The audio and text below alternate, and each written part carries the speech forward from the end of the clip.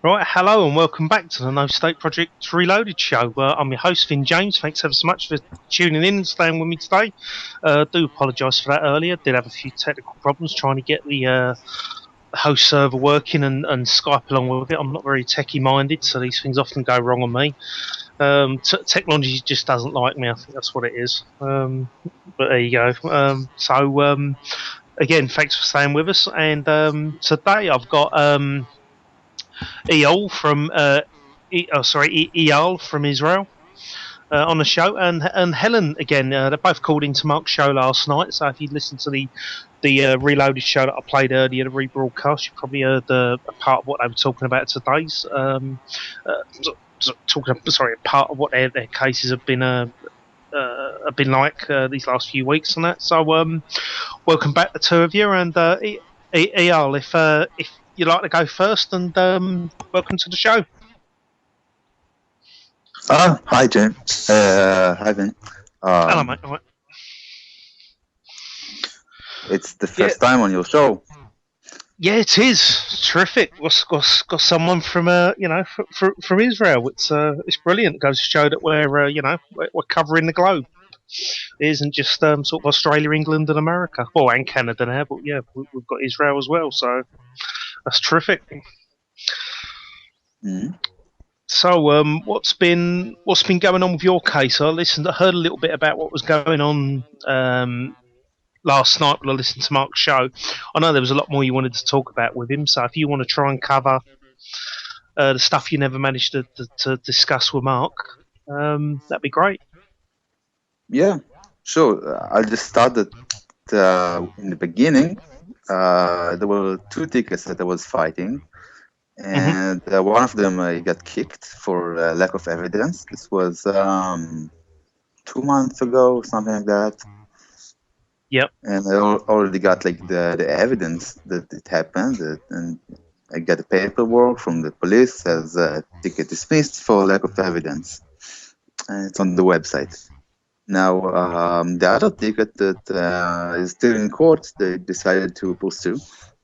And the judge has been very corrupt. He didn't put the prosecutor on his burden to prove anything. In fact, she didn't have to open her mouth at all so far. She didn't have to respond to motions, or she didn't have to speak in court. And it stands now in I submitted like 6 motions. The last one was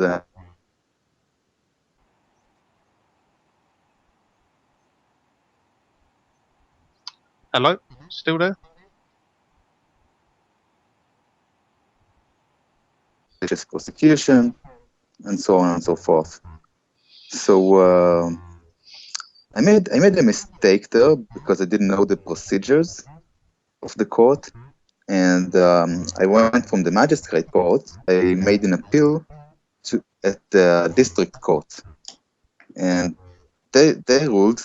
They gave me a ruling that they don't accept the appeal because it should be sent to the Supreme Court. And then I looked up the rules, and the rules say, yeah, if it's a motion to disqualify, it has to go directly to the Supreme Court. So I called the Supreme Court and asked them, can I send it by fax? And they said, yeah, you can send it by fax. It's not going to cost you, but you have only 5 days to do it, and they're already passed. So, okay. So right now I'm in the process of waiting for a decision on the motion to grant me some more time, like an extension of time to send the appeal. Right, okay. Oh, well, at least they're giving you that, I suppose. I mean, I know you were saying before that the Israeli system is very similar to the English system, or at least that it's based off the English system. Yeah. What we have is a lot of the old stuff or even procedures that are available in America now. They've been changed in this country, so the writ of mandamus and things like that. That's all been. It's not so much been scrapped, but they've just changed the wording, and now it's basically a writ of prohibition or it's a quashing order, or it comes under the umbrella of judicial review anyway.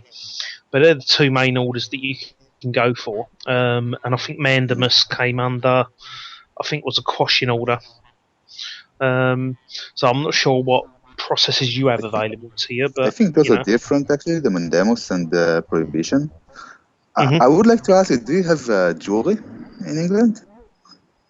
Juries, yeah, we do in certain cases. Not many though. It's usually at Crown Court hearings. We don't have them anymore in magistrates' trials, as far as I'm aware. It's usually at Crown Court, and they usually deal with the more serious crimes. It deals with sort of murder and assaults, that sort of thing. So maybe even tax evasion. Sometimes the HMRC will take a case to a Crown Court.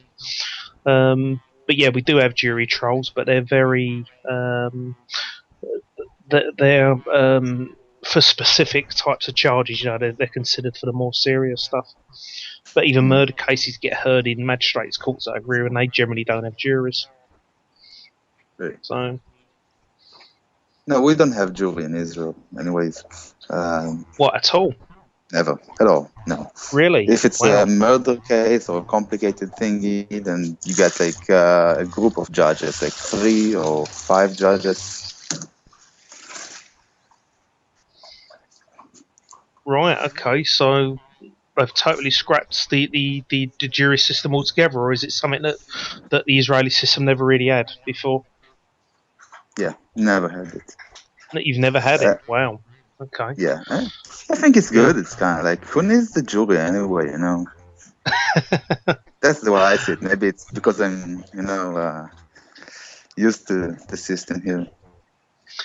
Yeah, I suppose it's what you're used to, how you view it. But in this country and in America, we have jury trials because supposedly that was a safeguard against the judiciary taking absolute control over decisions and judgments. And we had a jury as such who could put limits on their decision making abilities. But even that's been corrupted in this country. It makes absolutely no difference. I mean, I was in a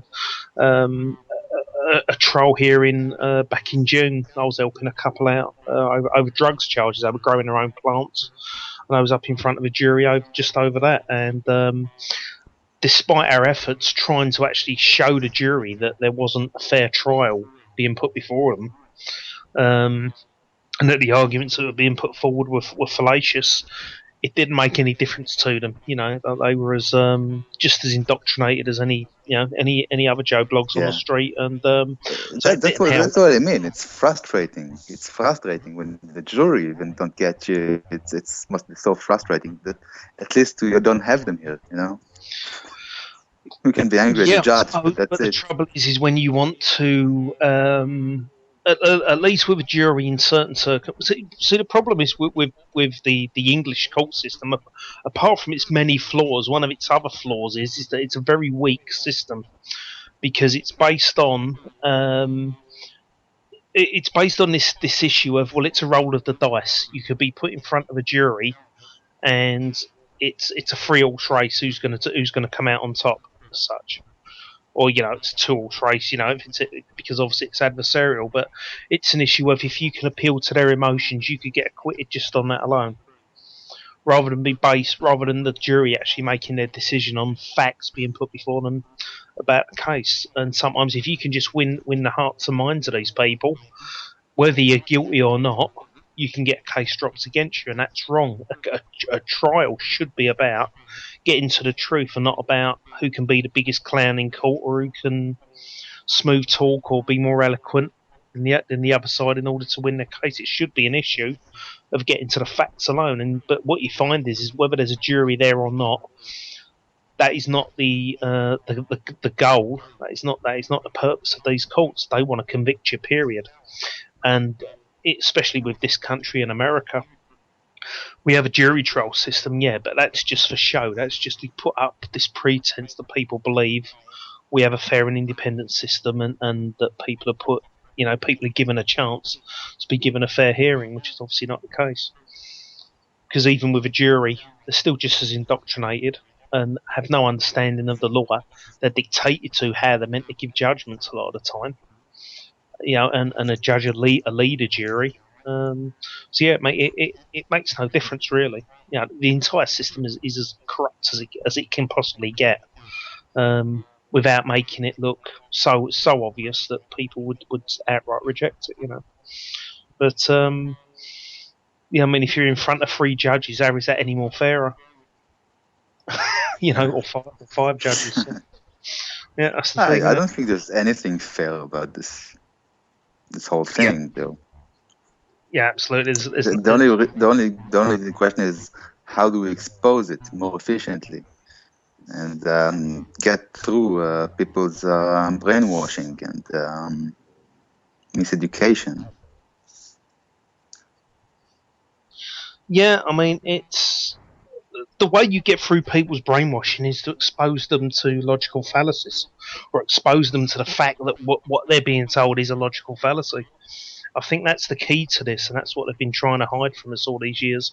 It's information that's out there, but even people who claim that they study logical fallacies and understand them still commit the same logical errors themselves. I've read many books on critical and logical thinking, and when you start to read through them, you start to pick out the fact that actually you're just making the same logical fallacies that you're accusing everybody else of making. So it's very frustrating. It's very difficult to get around, and that's the thing. And I think Mark is one of the very few people involved in this whole sort of community, if you like. This whole awakening where people are starting to sort of rebel back against this system. He's one of the very few people who can point out properly, the errors and the logical fallacies that most people are committing. Even the people who are claiming that they are just, they can think critically and logically themselves. It's very easy to point out where they're going wrong, even though they'll deny this themselves. They'll deny that they are not suffering from any logical, logical fallacies. There's a whole catalog of logical fallacies, and what I think, what the best way to go about exposing the scam is to simplify and simplify and simplify what we do.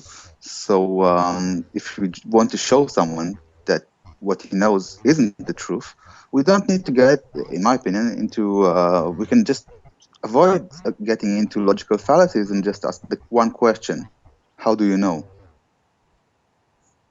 That's right. Yeah, it's showing people a systematic form of thinking. It's a way of going from A to B, or going from A to C, and making sure that you're doing, you're taking that route from A, B, C.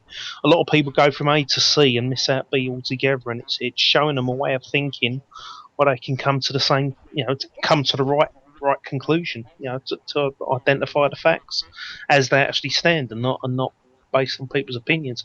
It's very difficult for most people to be able to separate opinions from facts and fictions as well, because they, But still, if you ask them eventually, how do you know? Eventually, you'll get to a point where they tell you, "Mom and Dad told me," because that's where it all begins.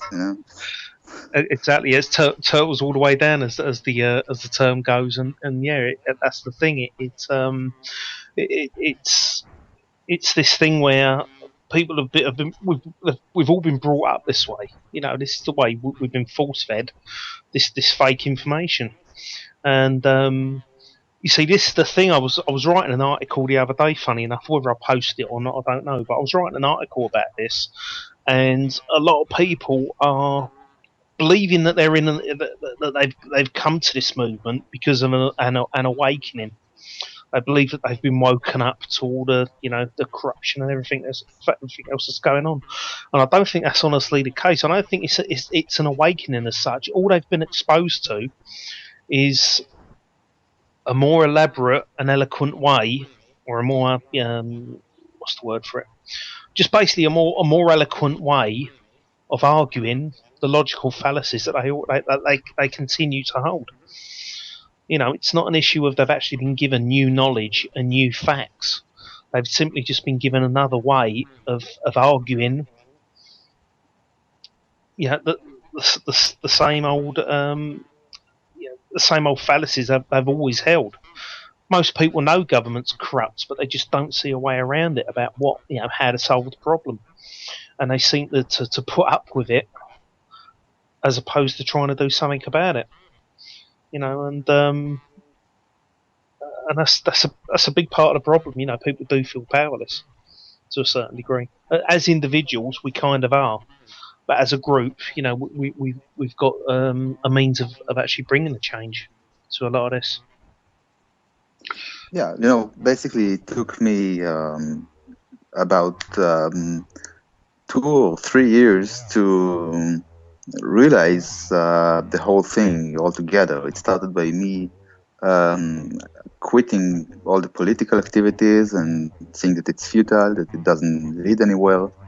It's never going to work. Political activism, trying to change one law by law from inside the system, was working towards legalization of hemp.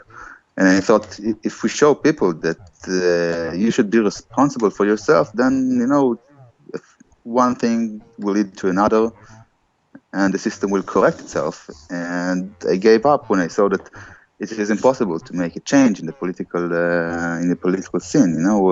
If you work 20 years, you might make one little change, and meanwhile they'll do so many changes for bad that you won't have any effect on the system. But about 5 years ago, I got one ticket too much, and that gave me the motivation to go to court and fight the whole system by myself, just to change the law without political activism, but just by going to court and proving that it is insane, that the law in that specific case was just insane.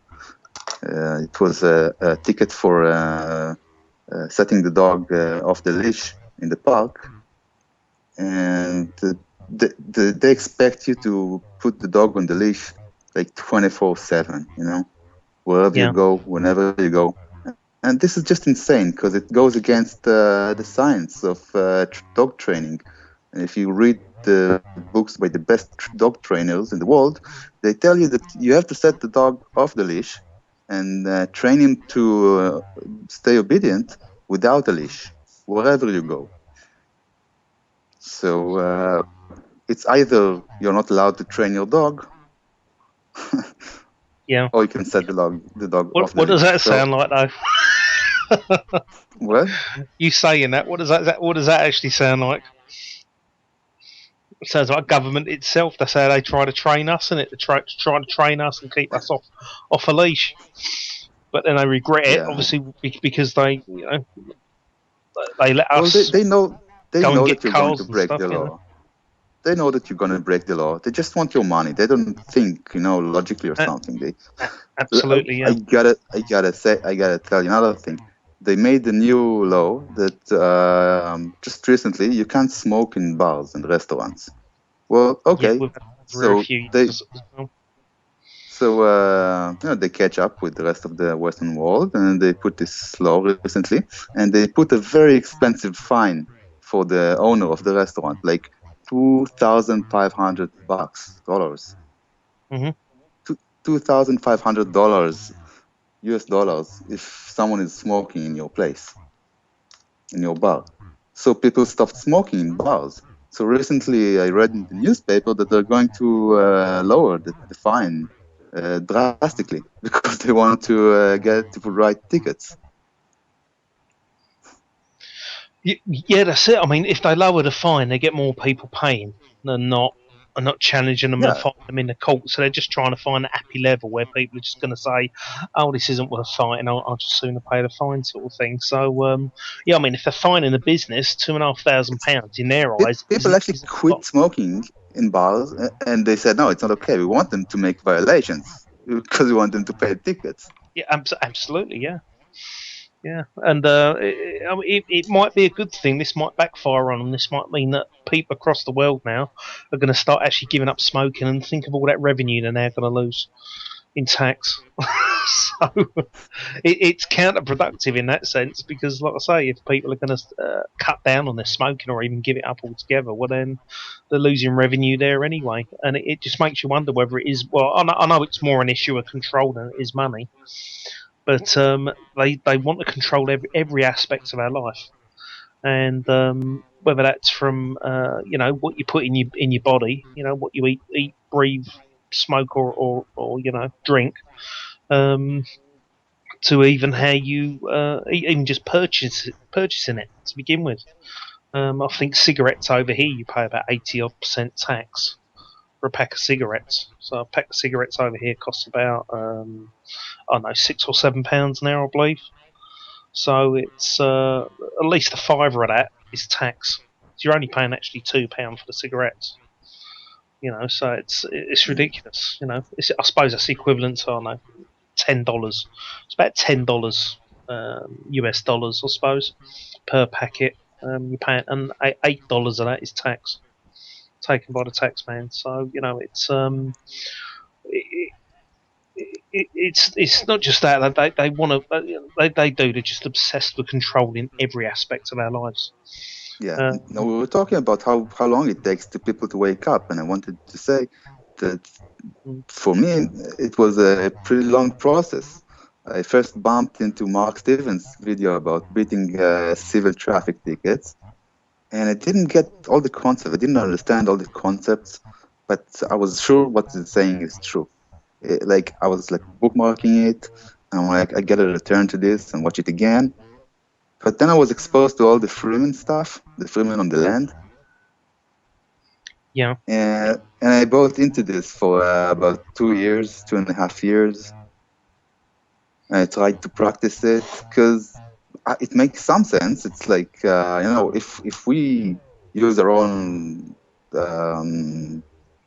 common sense and build a layer of bullshit around above it, then I can do it too. I can take my common sense and build my own layer of nonsense and bullshit, and claim that it's just as valid, So that's how I see the Freeman on the land thing, and it took me quite a while to just throw away all those complicated ideas of law and justice, and just go back to the facts and fight off the bureaucrats using Marx's method, which is just don't care about your bullshit, don't care about your mythology.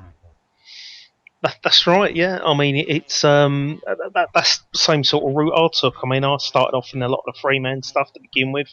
I sent all the letters. I never went into all the stuff to do with liens and all that. Could never make heads or tail of that and the A for V stuff and all this sort of thing. But I did sort of play around with a lot of these notices and stuff, and it never got me anywhere. And it just plain didn't work. And that was the thing. I managed to get some debts, off me back as such, where I had debt collection companies chasing me, but that was based on nothing more than I had debt collection firms ringing me up, trying to chase me for money and threatening that they were going to take me to court. Now, during that period, I found out that it turns out that debt collection companies cannot take you to court. It has to be, say, it's British Gas, like a gas company or an electric company trying to take you to court, or trying to come after you for money. It's them that have to take you to court, not the debt collection company. And this is what the debt collection companies were doing. They were getting very, they was basically overstepping the mark of what they were claiming they could do. And this is how I just got them to leave me alone. I said, no, I know for a fact you people aren't the ones who allegedly can take me to court. It has to be the actual company themselves, or a solicitor acting on their behalf, not a debt collection company. So you're telling me a pack of lies, and if you carry on telling me lies like this and threatening me like this, I'll record the calls and I'll have you up on fraud. And they did. They backed off. All of them in the end backed off. And because I knew that a lot of the time with these debt collection companies, they'll try for a year or so to pester you for money, and then they'll just give up. and then they'll pass the debt on to another. They'll pass it over to another debt collection firm, and then you'll end up with another debt collection firm pestering you for another year or 6 months or so. And so in the end, I just ignored most of them, and I still do that to this day. I still have the odd one contacting me, and I just ignore it because I know full well they can't do a damn thing about it. And like I say, and because I know that, I'm not bothered by them. It annoys me when I get the odd message or phone call from them, but I'll tell them where to go. But that's got nothing to do with the freeman stuff. That's got nothing to do with those methods actually working. That was just based on a very simple fact of how the law system's actually meant to work. So that's where a lot of people who are claiming that they've got debts beat and they're using this freeman stuff.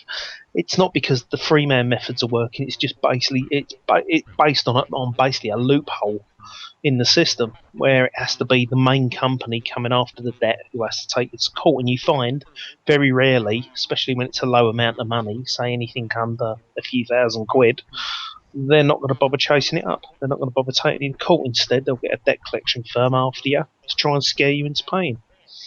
But yeah, I mean, I started off much in the same way with the freeman stuff, and then eventually I ended up reading Mark's book. I ended up listening to an interview he done, and I thought he's making a lot more sense than anyone else so far. And I read his book, and that was it.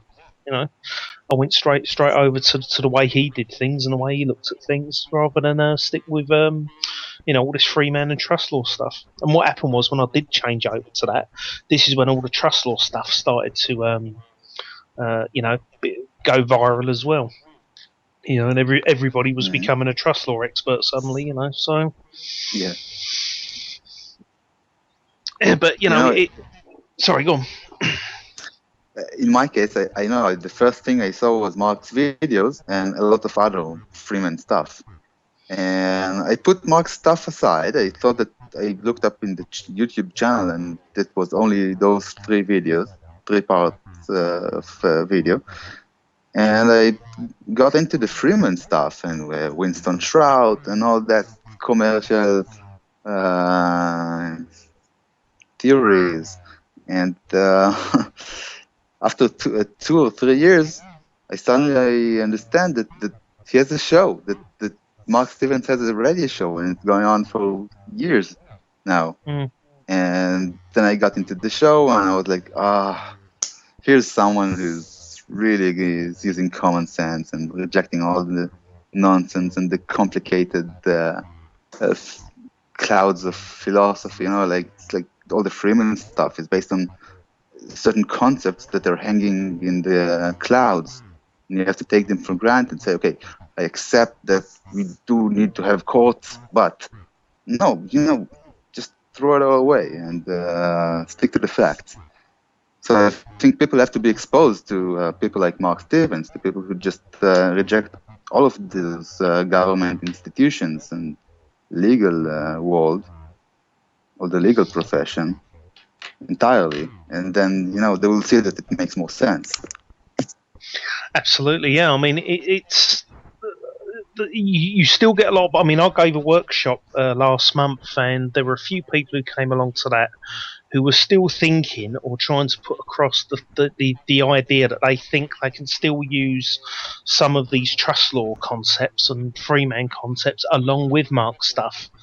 And the point I was trying to make is that no, you can't do that. You can't have your cake and eat it. You can't 1 minute start using their system, their rules and regulations, and claiming protection under it, under trust law or under the Constitution or anything like that. But then you want to fight it with Mark's stuff. No, Mark's stuff is based purely on the facts, and you can't. 1 minute say that the law applies here and the next minute say it doesn't. Well, you're not even saying it doesn't. You're asking them for the facts to prove it does. But if you're going to start referring back to their acts yourself by trying to use all these trust law it's like saying God doesn't exist, but we can ask for miracles. Exactly, yeah, exactly right. And and that's what I was trying to get across to people. If you're going to use Mark's methods, well, it's not even a method; it's a model he uses, a model of critical thinking. And if you're going to use that, well, then you've got to. I wouldn't say you've got to reject all of these other concepts, but you've got to put them on a back burner unless there's facts to back up those issues, unless you can actually prove them to be correct. If you can't do that, if you can't factually identify what it is you're actually dealing with some of these trust law, methodologies and whatnot, then you've got leave it. What I'm You've got basically leave it. saying, we got to give them the time. We got to give them the time. Like we might have needed the time to see that it doesn't work, that it doesn't compare to just seeking the truth, facts, Exactly. scientific method. Yeah. See, a lot of Asking it's for based facts, on. sticking to facts. Yeah. See, a lot of it's based on. I don't know how it works in Israel with your governmental system you have, but over here it's based on a monarchy as such. In America, it's based on a Congress and a president and all that. But over here, it's based on a monarchy system. So, what it is that they believe that the Queen is a trustee as such. She's meant to be holding the land for us, for our benefit. And so long as we do as they're told and we put the proper paperwork in when we're meant to, like when we're 7 years old and all this, declaring ourselves alive, and we comply with the Sister K Act and all this stuff, we can, we can reap the benefits then because we're meant to be a beneficiary, and it's all based around this concept that the Queen is there to act in trust as such, to look after the lands for us and our right to, our alleged rights to use it and all this, that, and the other. So this is where a lot of this trust law stuff comes from. It's built around a hell of a lot of nonsensical and overcomplicated ancient medieval, rulings and God knows what. And the thing is with as you know, I mean, obviously your system's based off of the English system, but the English legal system was founded at a point in history prior to the scientific age. So it was fundamentally founded on dogma. I mean, religion plays a huge part in it, obviously, and it was all founded on dogma. In Israel as well. It's half based on the monarchy stuff, and it's a little bit based on the Jewish religious stories. Like all the moral ideas of morality derive from religion and from the Bible. So go figure, But I wanted to talk about some more subjects that are more relevant to nowadays. Like how do we explain the issue of jurisdiction? And this is something that I just realized a few days ago, maybe, that I was approaching the topic of jurisdiction, and while I was doing it, while I was asking for evidence for jurisdiction, and I was thinking that it's completely imaginary, bogus concept they believe in, on one hand, I was creating too much confusion in the minds of the opponent. And I found out that a very good tactic to approach the issue of jurisdiction is to remind them that the jurisdiction has to do with the purpose and the limits of the court, and the court being a part of the state. The state surely has certain limits, and it surely has a purpose, and the limits has to do something with the purpose. Yeah. So if we go back to the purpose of the state and the limits of the state, and we can show them that the jurisdiction is about it's control over people who have caused injury and damage. And then we can tell them, okay, what's your evidence for, when we tell them what's your evidence for jurisdiction, we basically tell them what's your evidence of damage or injury from my actions. So exactly, yeah. The point is not to confuse them, because when you tell someone, do you have evidence of jurisdiction, and they get confused, they don't know what you're talking about. They know that they got to have jurisdiction. They think that they have jurisdiction over everything, everyone, all the time. And you're telling them what's your evidence. It's like asking a religious person what's your evidence that God exists. He's not going to change his mind for a second. But if you remind them that the jurisdiction comes from the justification to control a person who caused injury and damage. If someone is raping or going to kill someone, you have the justification to catch him, to control him. And that's the basis for the jurisdiction, basically. Absolutely, yeah. It comes under same as in America. We have a very similar system or a similar opinion, if you like, a similar legal opinion that there has to be a justiciable case, and a justiciable case is a justifiable case. So, like you say, a justifiable case or a justiciable case is a case where there's been injury, there's been injury, harm, or loss, and therefore they can now intervene. Plenty of rules and yeah, that's it. And plenty of rulings to quote about that. Now, if they continue to argue that there is a damage to the, ego of the people or something, then you can go to evidence. What evidence we have, Exactly. My mom told me. Exactly. Jurisdiction is based on a justiciable case, and it's basically based on the antagonistic assertion of a legal right.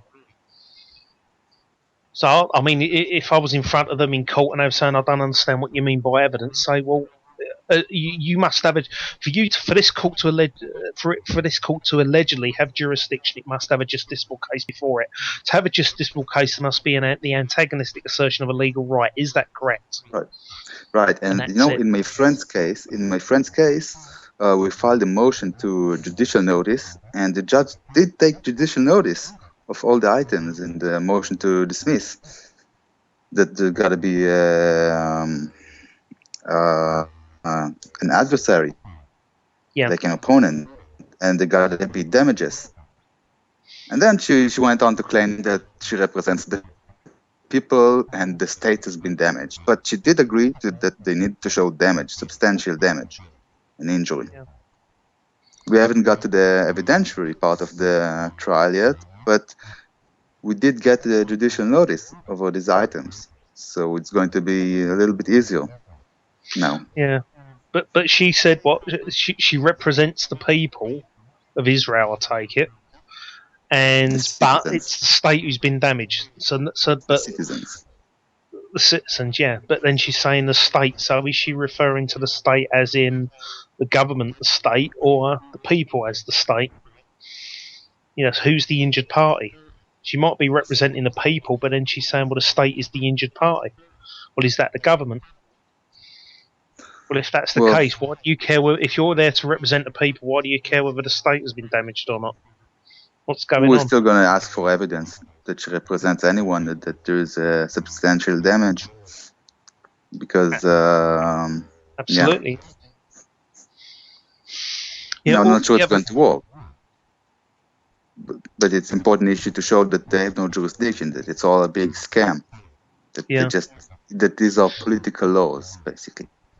Exactly. Well, the state is a body politic, so when they turn around and say they're representing the people, well, then it's a matter of, well, you're claiming the state. Are you referring to the body politic, or are you referring to every individial? Oh, shut up and pass the money. That's it. Yeah. Give me the money already. Yeah.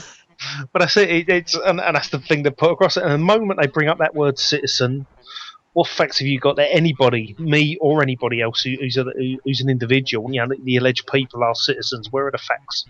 Because that's don't you see I'm wearing your robe? Yeah, that's it. Are they cross dressers over Israel or judges? Is it not enough? Is it not scary enough? That's it, yeah. I'm just saying that they wear all the fancy dresses like they do over here in this country or in America, like the man dresses. Do they do that in Israel as well? Yeah, they got the funny robes. Really? All right. That's a funny little tradition they passed on there, wasn't it? But yeah, it's this is the thing. It's all to put this veil of intimidation up, But they're obviously trying to put themselves across as being, above all that and acting fairly and being benevolent, protectors and all this sort of thing. And yeah, of course, it's like Mark has said many times. If government was there to protect your life, liberty, and property, wouldn't be the first to take it away, and they're always the first to initiate the violence. They're always the first to initiate the aggression, and so straight away, they're starting off from a flawed, justification. as It's such. all about intimidation, layers upon layers of intimidation. The first intimidation is you don't understand. It's too complicated. Only lawyers can understand this. Yeah. You're a little child, you cannot understand. We were talking about your freedom, your money, your life, but you cannot understand it. This is too complicated for you. Now, I just want to talk a little bit more, give some more examples from my friend's case, and tell a little bit about the background of this case, because it is a really interesting case. If we got enough time to get into a few more minutes, Okay. Yeah. yeah. Yeah. Sure, mate. It's Yeah. It's on.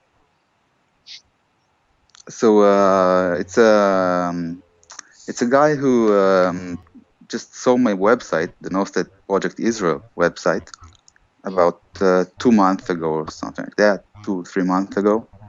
Yeah. And he was already in house arrest for a few months by then. His crime was not stopping when cops in a checkpoint told him to stop.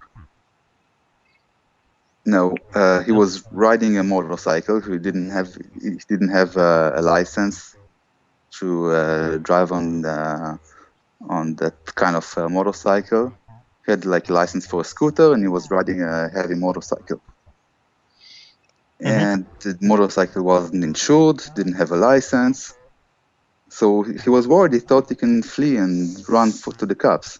So they chased him, and they chased him for like 20 minutes, and they got everything on video, the whole chase. Four or five police bikes.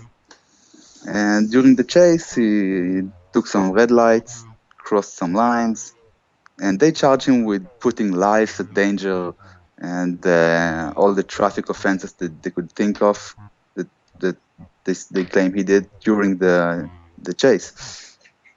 Now, his position is that it was all he had a legal defense of fleeing an illegal arrest. You know, if someone tries to arrest you illegally, then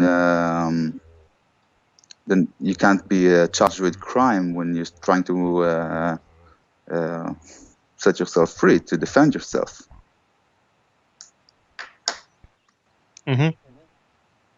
So it began by the first thing he did. He took a lawyer, and the lawyer tried to make a plea deal of 1 year in jail.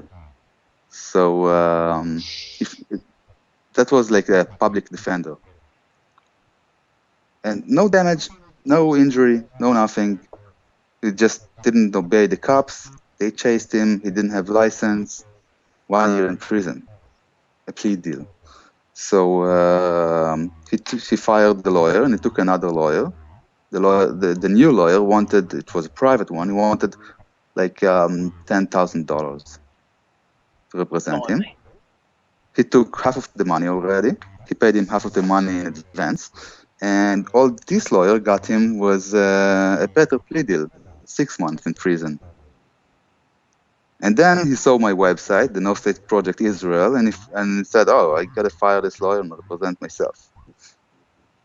Now, the prosecution and the judge didn't want to allow him to represent himself so easily, because the charges are severe and he's under threat to go to jail, and just because they're assholes and they can force him to be represented by a lawyer, it will be much easier for them.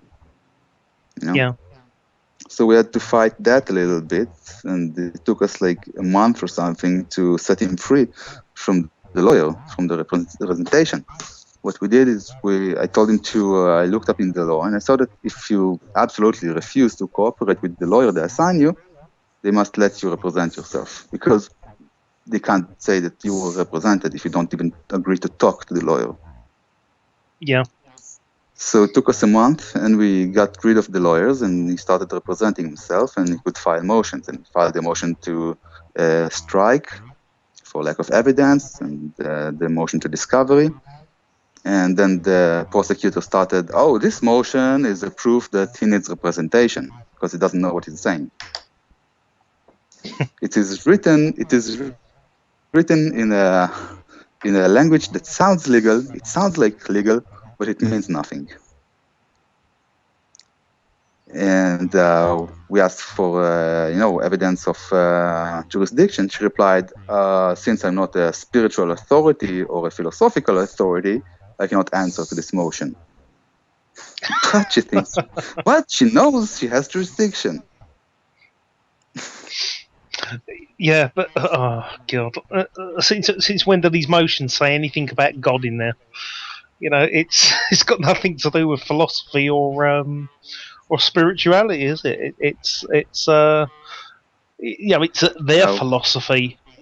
You know, Yeah, how they're the they ones that came to. attacking us Yeah, with abstraction. It gets worse. It gets worse. yeah, He went to a hearing. At the beginning, he was denied a hearing about this motion. We kept filing more and more motions, trying to compel a hearing on that issue.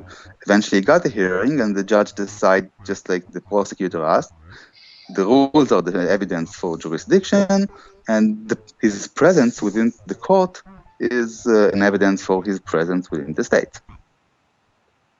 And it's nonsense. Now, let me remind you that he's wearing an electric cuff on his leg.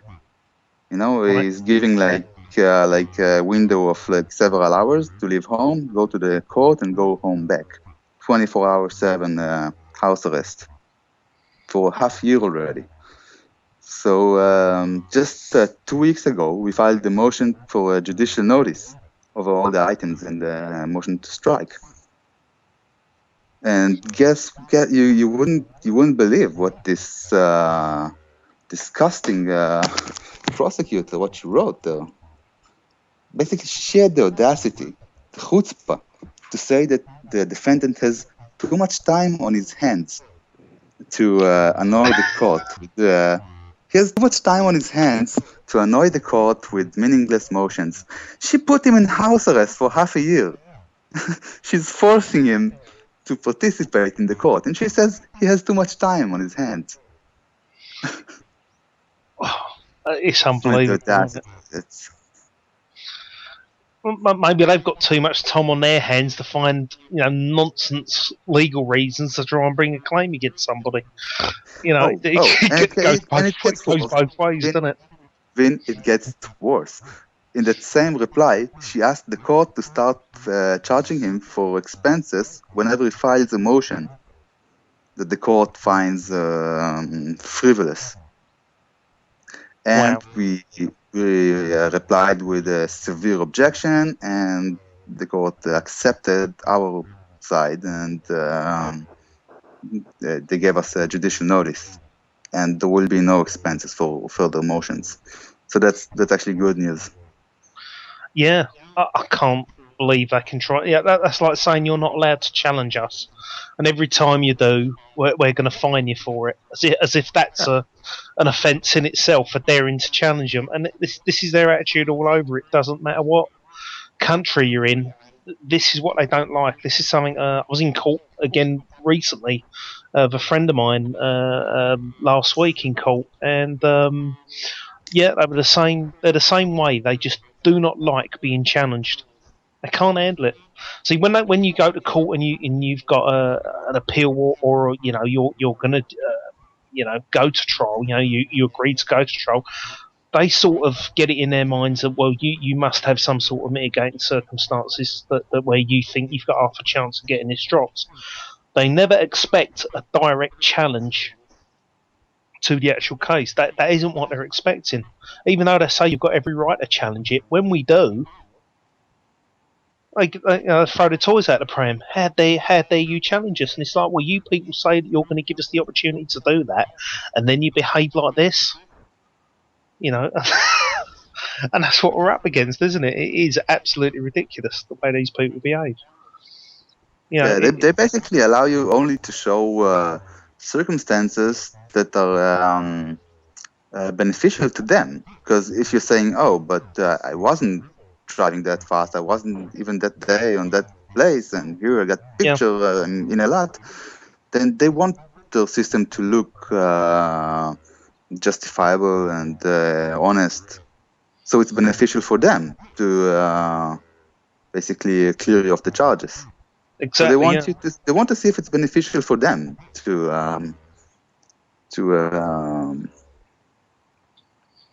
set you free and leave you alone. They don't look for facts, for truth, stuff like that. Absolutely. Yeah. So it's the last thing on their mind. Actually getting to the truth. You've been accused, and it's a matter of either you can get out of it due to some sort of loophole or other mitigating circumstances, or we're going to fine you one way or the other, and that's their attitude now. If you've been accused, you're as good as guilty, unless you can pull it off some other way where you can either get out of it through some Prove loophole to or us some that other it's means and beneficial for ransom. But us to set you free. That's the only evidence they're looking for.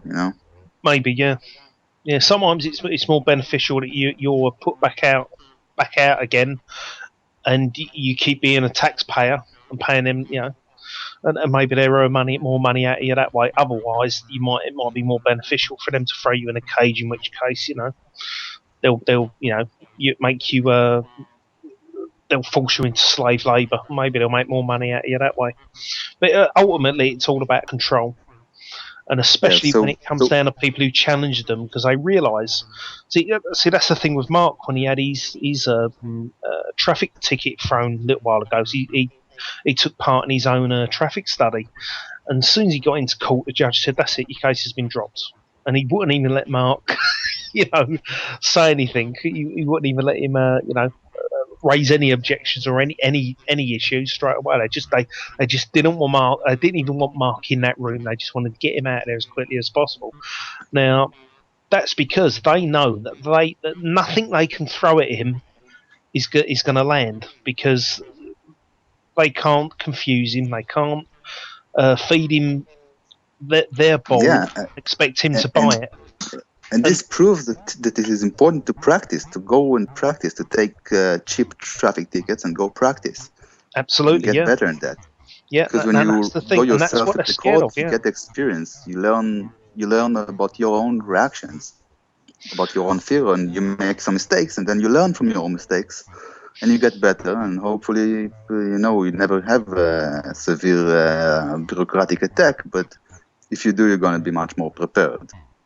exactly. Yeah, and I mean that is what they're scared of. They're scared of somebody who goes in there who's got that mental filter, who's got that ability not to let any of their bullshit get through. And you can stand there and hold your ground, and nothing they're going to say is going to persuade you or put you off or is going to confuse you at all or anything like that. Uh, They can't And get this through to you. comes, and excuse me, this comes only with experience. Exactly, yeah, and You can that's study and study, but what they've got to it ain't gonna sit good in your head if you don't put it into experience. do. That's right, yeah. And Mark's been doing this all well over 20 years now, and he's that experience shows, and it and he's extremely skilled at what he does, but what he's skilled at doing is critical and logical thinking. It's a skill, and it's a skill that you have to develop, and it's not only experience, but it's something that you have to start with a solid foundation and build on it, and it's a skill that will keep getting better and improving the rest of your life. The thing is with learning anything, say a martial art, is you have to train your body as well as your mind. Whereas with this, it's just an issue of just training your mind. And your Yeah, mind, although it will get old, same as the rest of your body will break down at a certain age, and you won't be able to do it as well as you could do. You could do certain physical things before. Your brain isn't like that. Your brain will continue to improve regardless of yeah. age. So my point is, That's it's not enough to listen to once a week to Mark's show and thinking, oh, I'm doing the best I can do. No, pick up a traffic ticket, the cheapest one, and go to court and practice it and learn from your mistakes. Or you're not really doing much. That's how I see absolutely, it. Yeah. yeah. I mean, I went to a hearing last week, like I say, of a friend, and I came away with that with a lot more, a little bit more experience and more ideas and more. It gave me another little insight into how we can go about tackling this a little bit better. So every time you go into court, even if it's only 5 minutes or you're in there for an hour, you can come away from it and you can usually always bring something with it from it that'll make you better next time round. You know. I made lots of mistakes when I went to my first hearing, and I brought a friend who wrote everything on paper. We also recorded it, and we listened to it, and we transcribed it word by word, and they found so many mistakes that they did, things that they said that they didn't have to say, and other things that they forgot to say, and helped me a lot to go through this experience. Yeah. Now, I want to get into some more issues, more topics. Sure. Just Okay. short points. The ticket that I got kicked, the first one, for lack of evidence, I want to say something about it. This is something that I heard on the phone. I didn't get a written confirmation for it. No, I got a confirmation that the ticket was dismissed for lack of evidence. But over the phone, I could hear the police officer telling me, or someone else told him, that the reason they dismissed the ticket was that it was a laconic report. You know what's a laconic report? No. It lacks description. Like the cop didn't write enough description in the ticket. Right. It didn't. The report is lacking. It's a laconic report. So in their little papers, they say the lack of evidence means that the cop didn't write enough.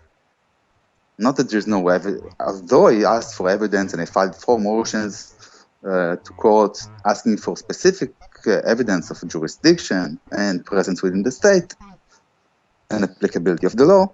And although they dismissed it for lack of evidence, within their paperwork, they wrote something that sounds good to them. So they can justify it to themselves. Like, oh, we dismissed the ticket because it was a laconic report. Not because there was no evidence of presence and applicability and stuff. So, it's they have to lie to themselves eventually, so they can go on and start another day of doing just the same thing. That's right, yeah. Yeah, because obviously if we brought them to task on every ticket they ever issued out, and they actually had to sit down and write them out properly and add the elements in there, they'd probably only get a few of these written a day if they were lucky. Whereas obviously the way they do them at the moment, where they just totally disregard the points and elements they're actually meant to put in, they're lazy about it, and they never write these things properly, and they could probably write a few hundred of them a day. Or wherever many, a single copper could issue. But yeah, that's the thing. If they ever actually sat down and done their jobs properly and done the paperwork the way they're meant to do it.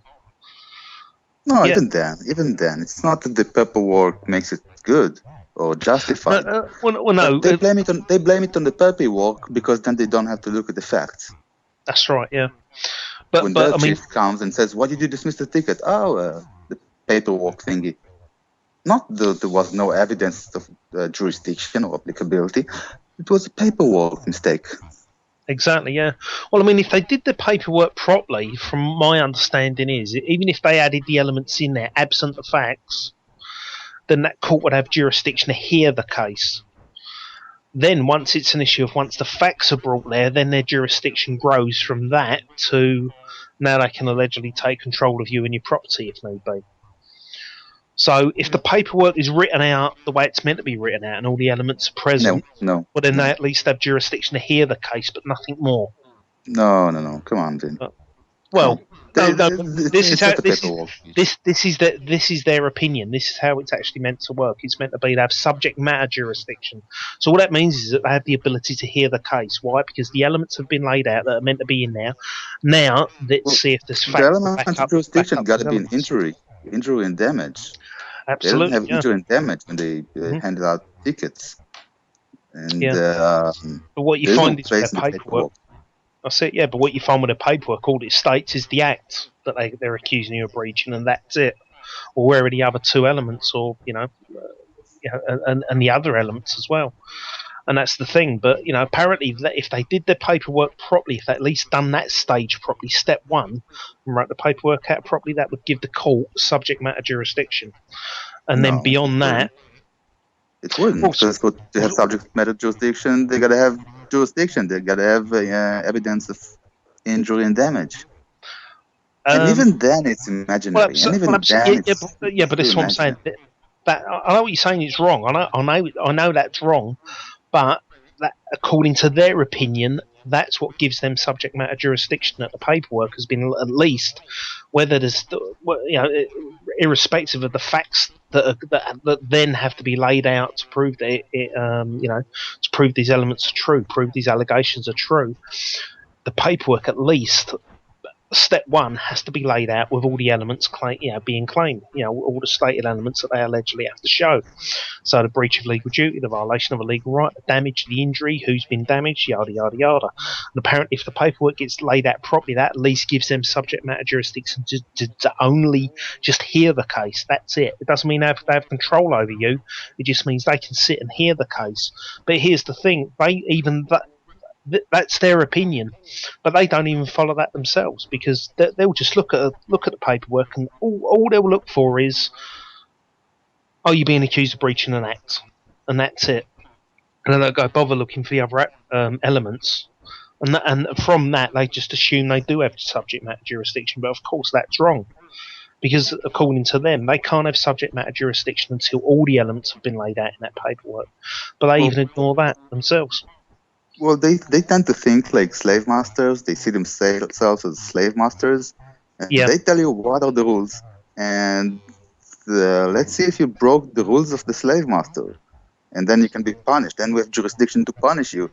Are you our slave? Yes, we bought you. You're in the you show up in the list. Your name shows up in the list. You seem to be our slave, and you did breach our rules, so you deserve to be punished. And that means for them jurisdiction, basically. They haven't made any progress since the last 400 years. The pattern of thinking. That's it, yeah. Well, their attitude is you're actually being accused of disobedience.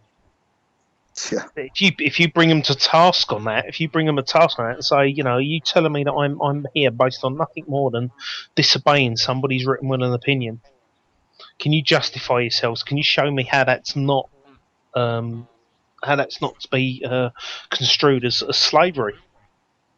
See, and they can't. That's when it all starts to fall apart for them. And when I was in my council tax hearing last month, I basically did bring the issue up, and it made them squirm in their seats. They didn't know how to answer it. They just brushed it aside, same as they did everything else. But that really got them wriggling in their seats. They didn't like me bringing the issue up, because I got right to the heart of the issue. This is all based on disobedience. This is all based on somebody else's whims and wants, written will and opinion, and they're forcing that opinion against me, and you can't justify it. Well, they don't think that they don't. My opinion, I believe that they don't think that they have to justify it. The way they see it is everybody is equal is a nice mantra. And the way they see it is, well, not everybody is equal, because then there will be anarchy, chaos. So in order for everybody to be equal, there gotta be people who are not equal, who make sure that all the people are equal. And if those people who make sure that everybody is equal are good and honest, then everybody is equal. So the way they see it, all slaves are equal. And they're just lucky enough to not be slaves. So they don't have to act like slaves and absolutely. It's a them and us attitude. You either join them or you stay with us, sort of thing. And it's vice versa, isn't it? And that's the thing. When we are the slaves who are selected by the rest of the slaves to watch over the slaves, to make sure that all the slaves are the same. That's it. Everybody has to be kept in line. It's like that famous speech that Hopper gave in Bug's Life. It's not about the food; it's about keeping those ants in line. And they outnumber us 100 to 1. And if ever they figure that out, there goes that way of life. And that's exactly how they act. And like you say, it is true. They do what they do. But the word, that term slavery doesn't actually enter their head. It's just this attitude that they have to keep us in line, and without them, they know it's slavery. They know it is slavery. They accept it, and they say, well, it is slavery, and there's no other way to run it. So we want to be the slave masters. Yeah, but I think slaves or slave masters. I think they try and use softer language in their own heads to try and justify in their own heads what they're doing is right. I mean, many of them are psychopaths, and even if they They lost think all respect to reason and logic. Exactly, yeah. But you do get some people who aren't actually psychopaths, but still run with the crowd anyway, and they have to justify it in their own heads some sort of way. And I think the way they try and justify it in their heads is, without us, you people would, the world would turn to chaos if you never had us, sort of thing. So they honestly believe that they're keeping us in check, they're keeping us in line, and that way they're keeping order, and they're stopping the world from descending into chaos, or anarchy, as they like to call it. Whereas anarchy isn't a dirty word at all. But we do have a mishmash of people within these professions, within this system, and they're not all psychopaths, but a good deal of them are, or at least display psychopathic behaviour.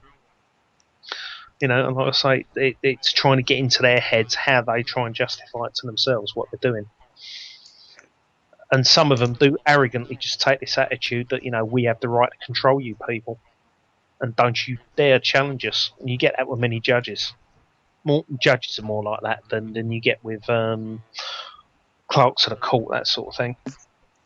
Well, it's the illusion of transparency, where they believe that they are transparent. They're not the law. They're not doing anything to you. It's the people.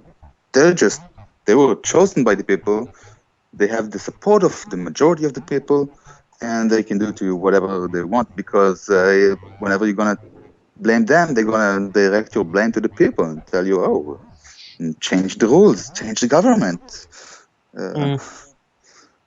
run for office. I basically, 2 weeks ago, there's now municipal elections in Tel Aviv. And 2 weeks ago, I see a sign on the door of the building where I live. A candidate, a mayoral candidate, is coming to the neighborhood and is going to answer the questions of all the neighbors. And the guy is basically is a parliament member and is running for the mayor office of Tel Aviv.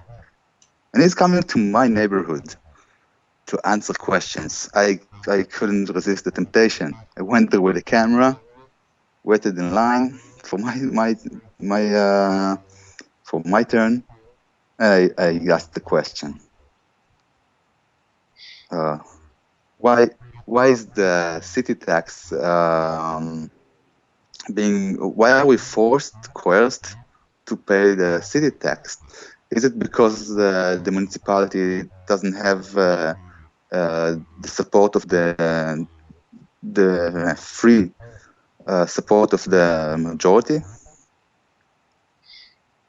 And he was like, a few seconds of silence. And he's like, oh, let me tell you, the taxes, they are low. And because it's low, so the question is not why are you forced? The question is, why are the funds why is the money that you're paying not being used to? No. That's not the question I was asking. I was asking you, why do I have to pay you? Pay or else.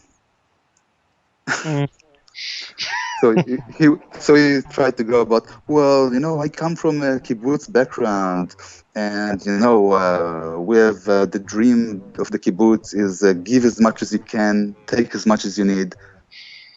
And I'm like, well, basically that's what the municipality is doing. They take as much as they want, and they give us back as much as they want. As much as they decide we need, but it isn't up to us to decide. They take as much as they need, and they give back as much as they want.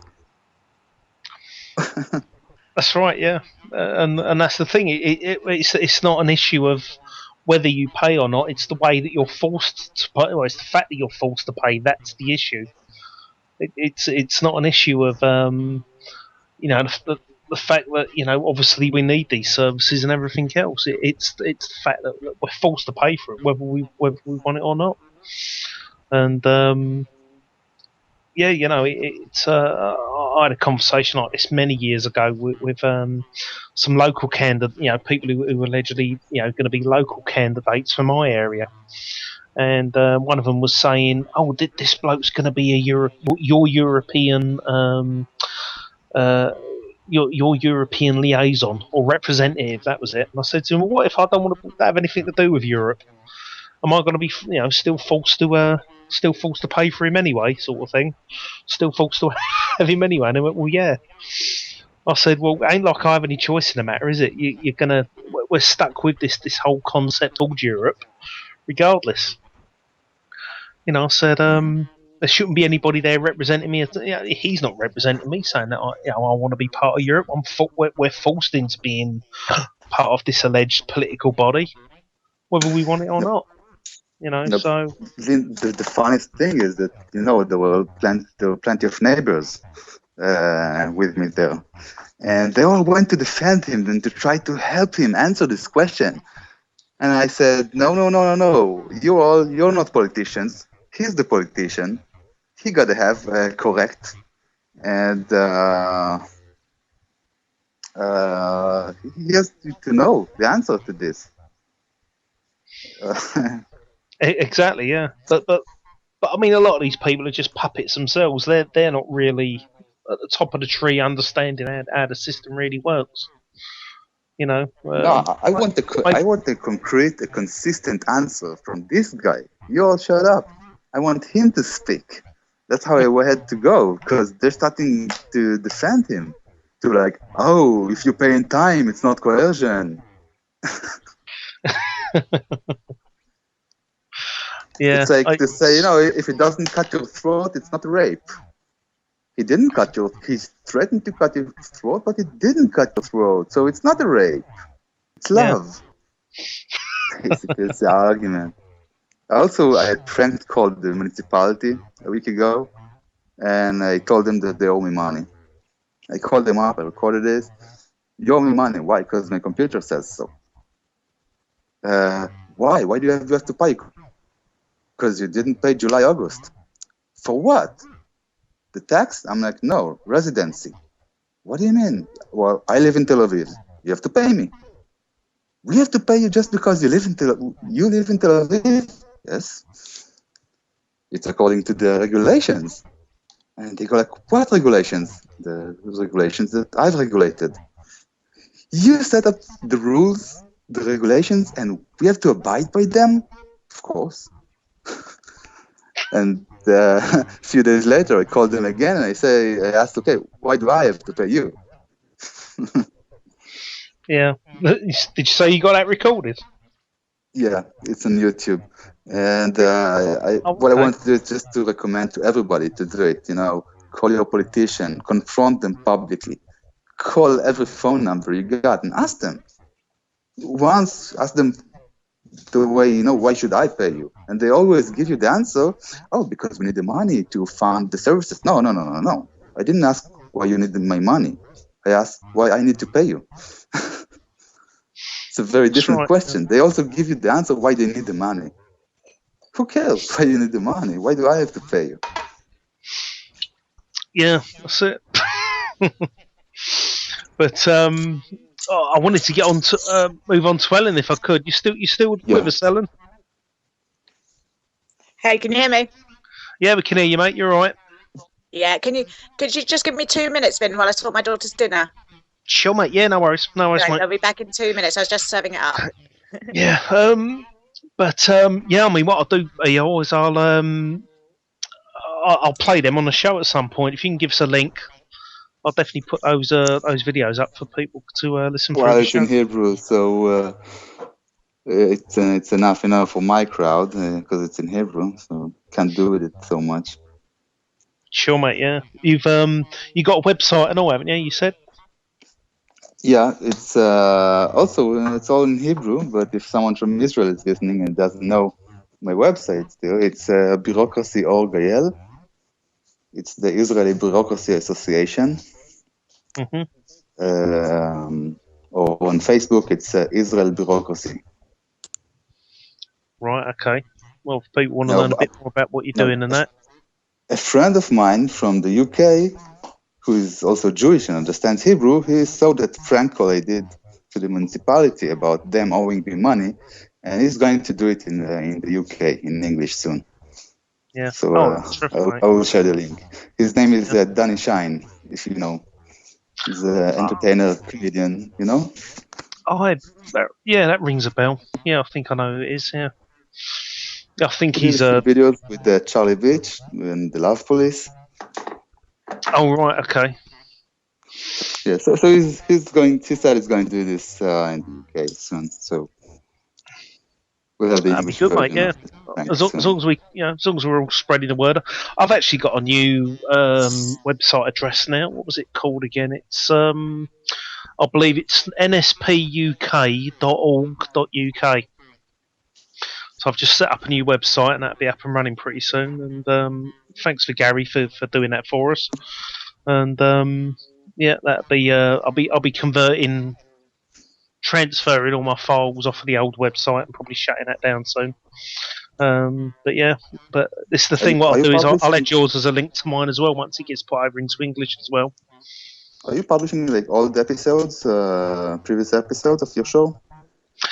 Yeah, when I can get them recorded. A few of them I've lost because they never recorded properly. But yeah, if because Paul is hosting for me today, yeah, we should be able to get a recording of this show. So if you want to have a copy of it, I can send that over to you. That'd be fine, mate. Yeah, I'd love to. I'd love to. I really enjoyed this.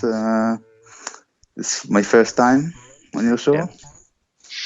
Yeah, that's all right, mate. And yeah, ringing, more often, that keeps up to date with what's going on with your cases Yeah. and We your got friends' an cases. evidentiary. We got an evidentiary hearing on the end of October, this October, like in 2-3 weeks, with my friend case, and my case with time. It's January. Sure, So mate. I'll Okay. keep you updated, and I'll stay tuned now to hear Helen. Okay, mate. Great. Well, thanks for coming on the show. Appreciate you calling in, and I say, Pleasure. just keep us in mind and updated. And what we'll do is, I have a Wednesday night show as well. So if a Wednesday night show's easier for you, because at the end of this month, that is going to be the 30th. Is going to be on a Wednesday. So if your hearing's going to be then you can call us. That'd be terrific. I don't know what your time zone difference is there. What time is it for you now? For me, look, it's 10 to 10. It's almost 10. Is that in the evening? Yeah. Oh right, okay. So you're a few hours ahead of us. Yeah, 10 to 10. Yeah, it's 7, 10 to 8 at the moment. So yeah, you're 2 hours ahead. So yeah, I mean, if if you want to call in on my Wednesday night show, you can call on that, and that's from 9 p.m. onwards our time. So that'd be about 11 o'clock. 11 o'clock in the evening your time. So if you don't mind having a late one, you can always call into my Wednesday night show as well. Mm-hmm. Okay. So well, I'll say thanks again for coming on, mate, and I'll let you crack on and get away, and we'll catch up again near the end of the month after you've had hearing. Yeah, and also we're going to file 2 motions to the Supreme Court, my case and my friend's case. So we're going to have lots of updates to give by then. So until then, shalom and lechaim. Okay, then, mate. I'll till I talk to you again next. So take care, mate, and keep up a good fight.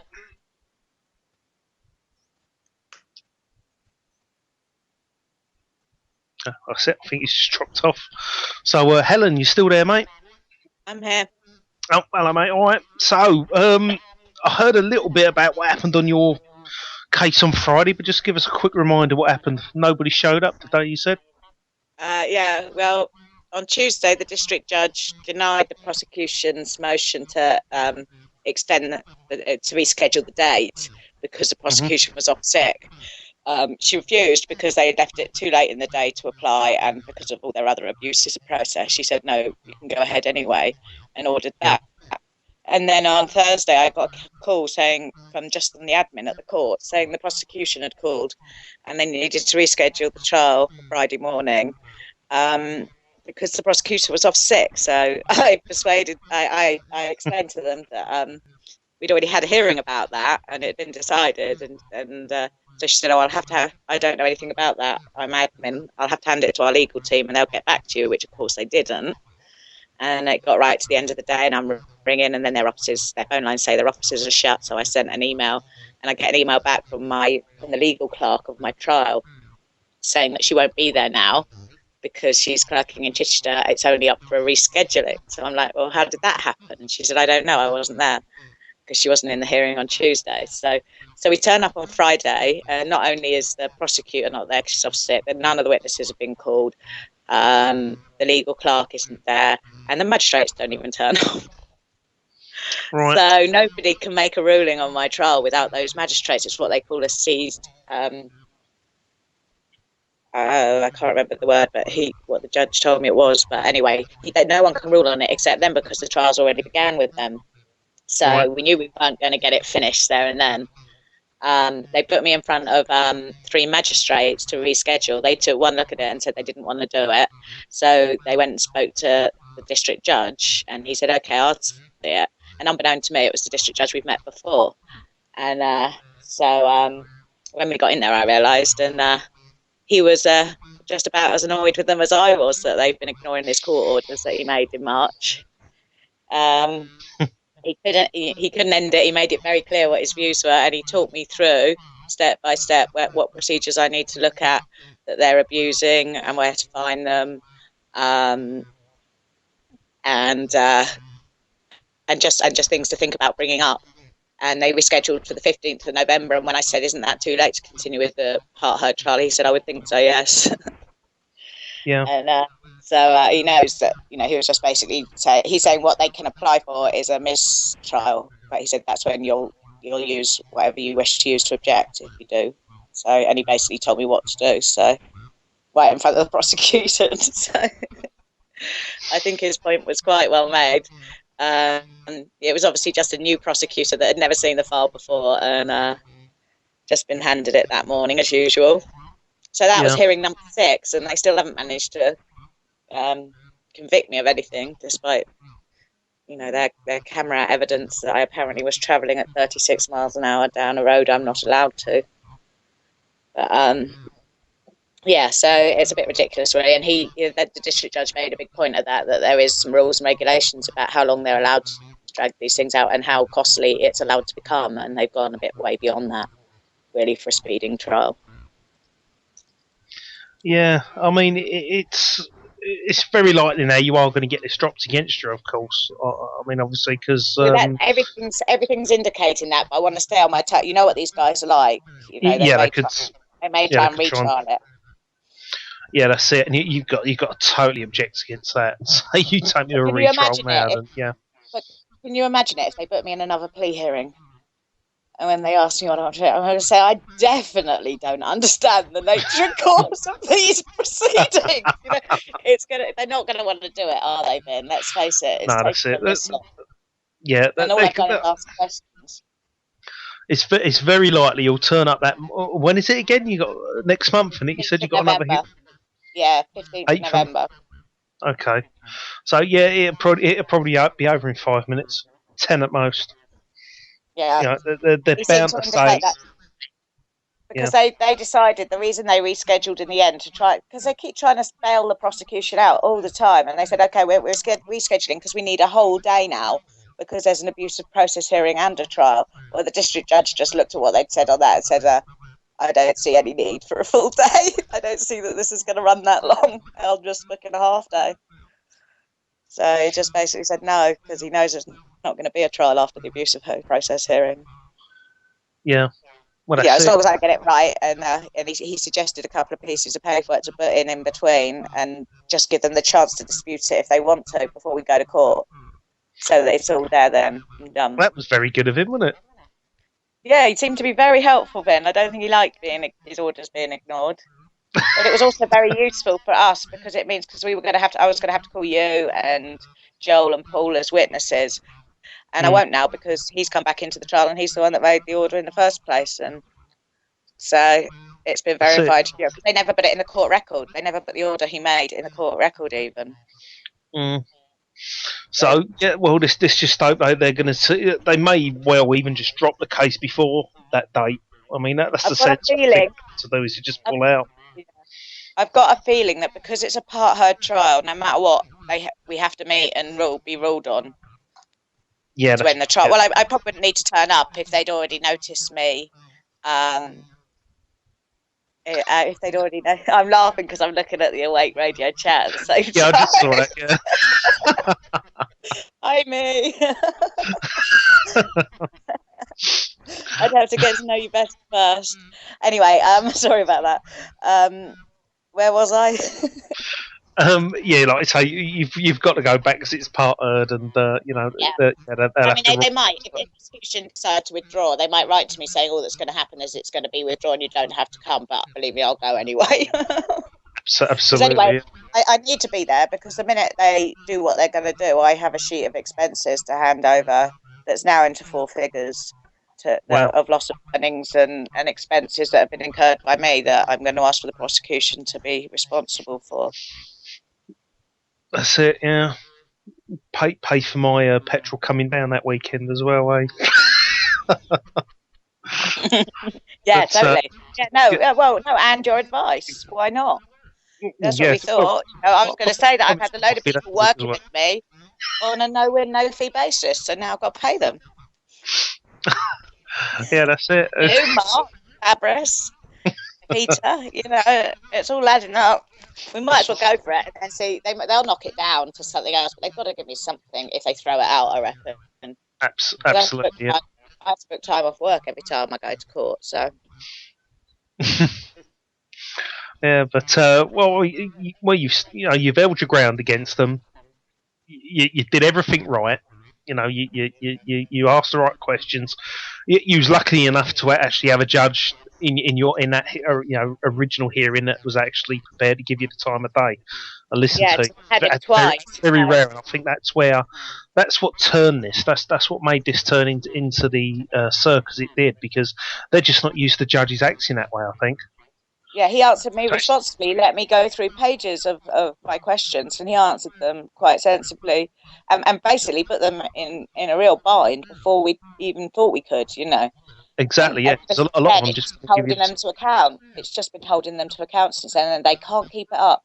Every time they're told to get something in on a certain amount of time, they don't do it. So my abuse of process argument is still uncontested, and they were supposed to put any argument back in by the 20th of September. So, the whole thing is just a mess. Well, the only thing what they've done is they've signed that prosecutor. That prosecutor's been signed off sick for quite a few weeks now, and for a couple more weeks. So that's going to be their excuse for not getting anything done. Well, it's not an excuse. It's not an excuse. No, she only has to be in the trial. We've had 5 prosecutors, so any prosecutor can deal with it. Do you know what I mean? The abuse of the process. So that doesn't have to be her. Wow. Yeah, that's it. That's it. Because they have to pass their workload on to somebody else if they go sick, and it's down to them to get their act together and get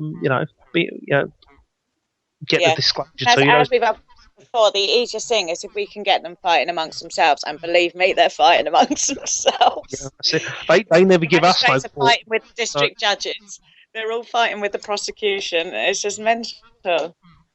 I've had 3 district judges, and all of them have been overruled by these 3 magistrates without them even appearing in court. They're just doing it sneakily in the background. So there's going to be a few heads turning there, I think, because every time they rule, the magistrates go against them. That's right, yeah. But it's the thing, So if you stick to your guns, you can eventually get a case dropped against you, and if you do it right, obviously it does depend on what side of the bed a lot of these judges get out of in the morning. Whoever you're going to be in front of, that does play a big part. And the problem is that we are usually 9 times out of 10 always up against a psychopath. But on that particular occasion, this one actually did try to, quite work this guy out. He actually seems it's almost like a mutual respect thing going on. He quite likes the challenge, I think. Maybe, yeah.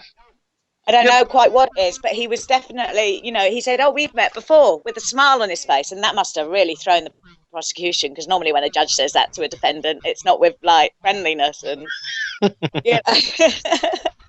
Exactly. I mean, I remember he was the one that brought the issue up, agreeing that saying that the law applies because the law says so is a logical fallacy. He agreed, didn't he? Turner said, "Well," he said something along the lines of, "What came first, the chicken or the egg?" I agree with you. He went. Yeah. And he said, he's at least Sorry, go on. totally confirmed that jurisdiction is an essential element of the crime and that the prosecution have the burden of proof. He gave us all of that, straight off. We didn't have to argue it or anything. It's like, no, you've correctly challenged jurisdiction. It's now up to them to prove it. I couldn't, only gave them 28 days. Exactly, yeah. I think we've come across probably one of the very few ones that probably exist in this system at the moment. I said to Pam, I'd love to get him on one of the shows. Exactly. He's actually capable of a little bit of critical thinking, at least more so than most. Yeah, he's done his best to try and be impartial and try and be. Yeah, he's fair. He's been totally fair, and you can't knock him for that. And it's the only one I've met. The others have all been completely nuts. Exactly, and he's tried as best he could not to take. I mean, it's still impossible for him. He's holding the bar at the moment. That's how we expect them to behave. If they all behave like him, the system would be much, it'd be much easier. Exactly. He still had the power to have the case dropped, which he still never did. So he absolutely states he did not have the power to do that. He said absolutely not. And the other district judge said to me the same, because it's a part-heard trial. Oh no, I mean before that, when you first went. Yeah. I think he was feeling that. I think because my application to dismiss last time was about the prosecution not providing me with the evidence, not communicating with me, not doing, and we're back in the same place 6 months later, and there's been another 3 hearings in between. I think he wished he had listened to me the first time. That's it, yeah. Because it's an issue that just kept cropping up. It's not going to go away, and it's the same with all these issues we raise. Yeah. Sorry, really useful we learned that we didn't know before is about these abusive process arguments, and I think it's really important that people know about them, because basically they called mine wrongly. But before the start of any trial, you can call it. You can argue abusive process, and they have to halt and have an abusive process hearing. Now, I think they'd be good things to put in alongside our applications to dismiss that always get kicked out. But we may stand more chance of holding an abusive process at that point. But yeah, they provided the evidence and stuff. Yeah. There's a very good book, people. I recommend people all get. It's called "Abuse of Process" by Colin Wells. It's in his 2nd edition now. If you can, I mean, you can get them secondhand now. These copies. I'd advise people to get the 1st and 2nd editions. There's 2 or 3 more that are available on the internet as well. If you Google it, look on Amazon or whatever. There's a few other books on abuse of process, and people ought to start looking into this as start researching and understanding the case law on abuse of process, and so when they will do it. They will. I mean, all of it's an abusive process right from the start. It looks like they find it much harder to deny a call on abusive process than they do an application to dismiss. They have to take, it's the terminology they're using at the moment. When you say that, they actually take notice and they realise they might have to have that heard. Exactly. I mean, our system ain't much different to the American system, and they are absolutely obsessed with process.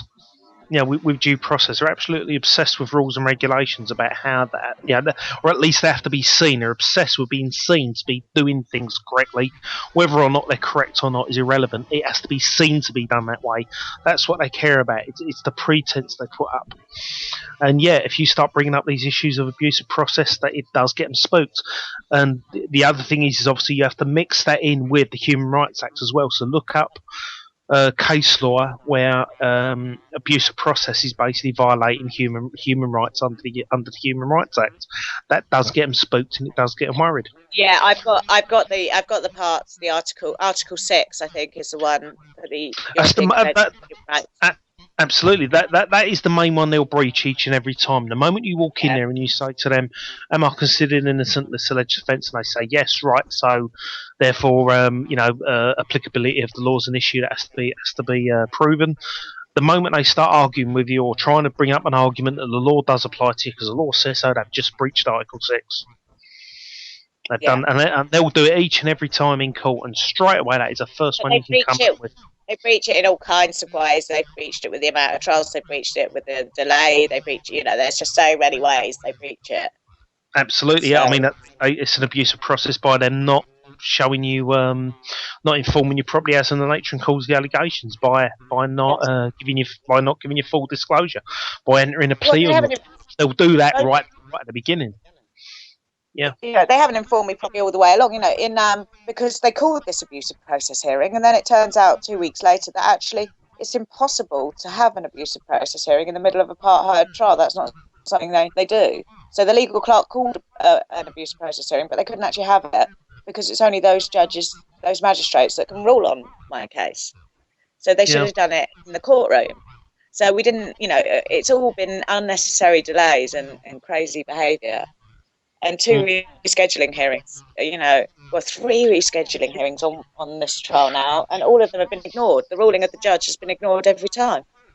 That's it, yeah. Because you put in a position where they actually have to act logically and be shown to be acting logically, and they can't do that. They're not used to that. Everything they've done up to that point. Honestly, the emails from the court, they're just ridiculous. They change their story every time, because I argued that my paperwork was wrong. Because when they sent me my summons for the part-heard trial, it said that the reason it was adjourned was at my request. So I went down there and said, I didn't request that. The prosecution didn't have the witnesses I'd requested present, so they said they wanted to go part-heard. I then said they can't enter the witnesses because they're outside their disclosure time. And then abusive process was called. So it wasn't me that adjourned the trial. So then they changed it to it was adjourned for an abusive process. And I went back and I said again, well, actually, that you're getting that. But actually, it was a prosecution that adjourned the case because they didn't have their witnesses. Still wouldn't write it on there. The next one I got said the case was adjourned at the court's request. So I've had all these different, they just can't make their mind up what the hell is going on. And then when we were in court on Friday, the prosecutor's notes, the woman that's gone off sick, she's written in her notes that the reason the trial went part-heard is because it ran out of time. They spent 45 minutes choosing a date for the next hearing, for goodness sake. They weren't out of time.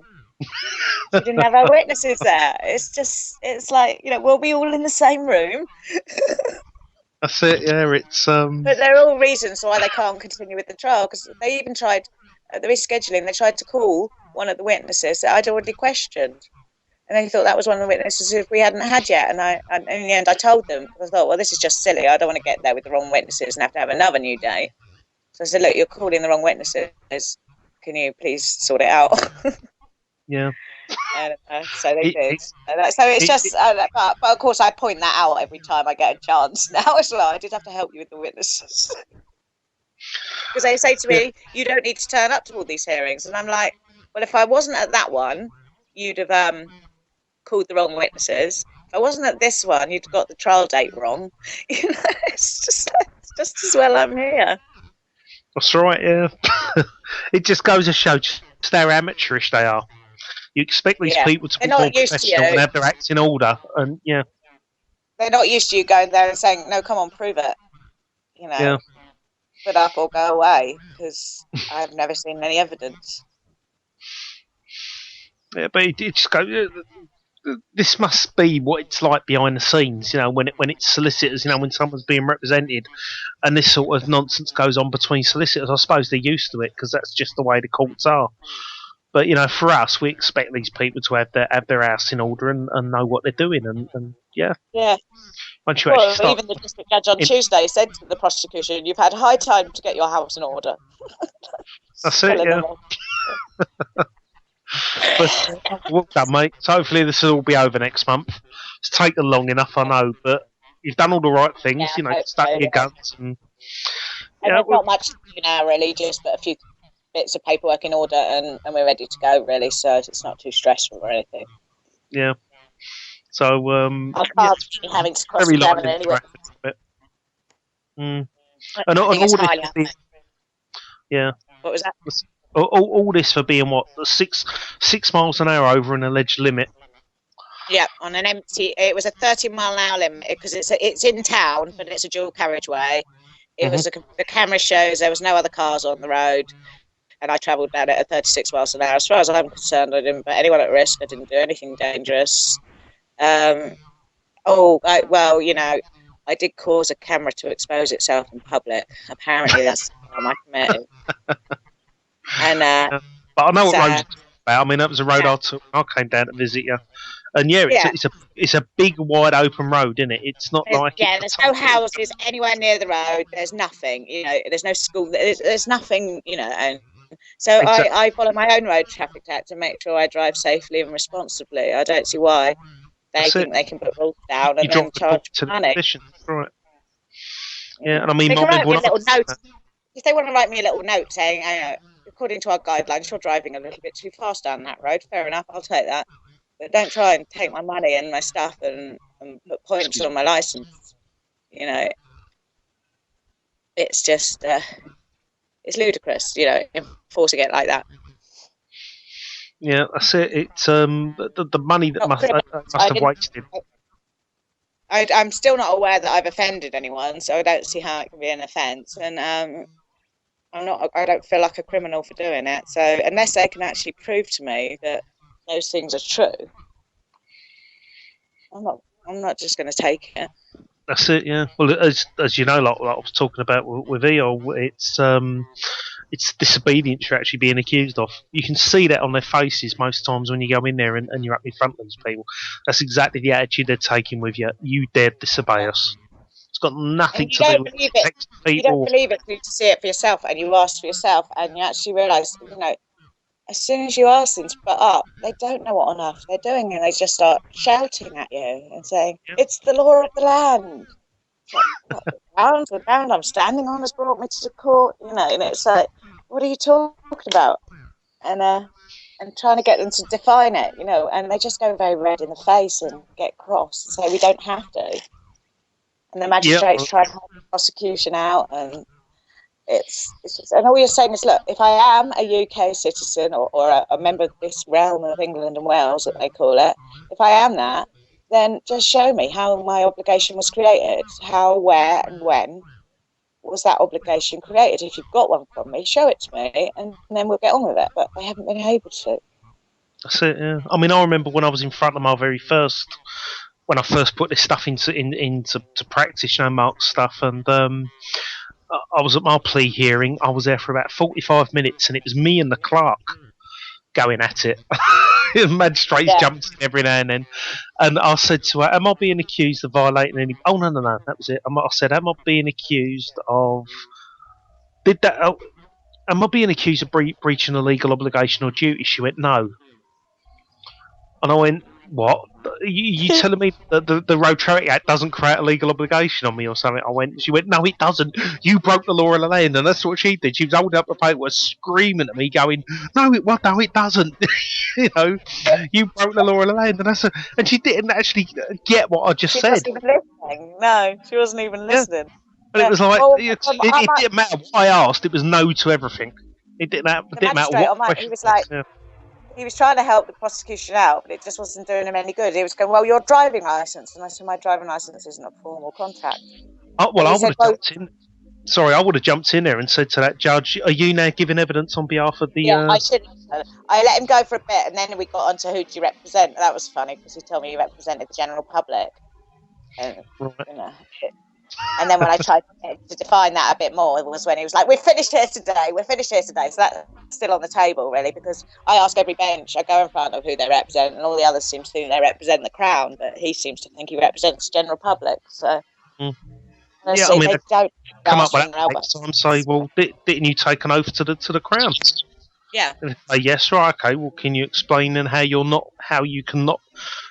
therefore can you not be representing the Crown if you've taken an oath to them?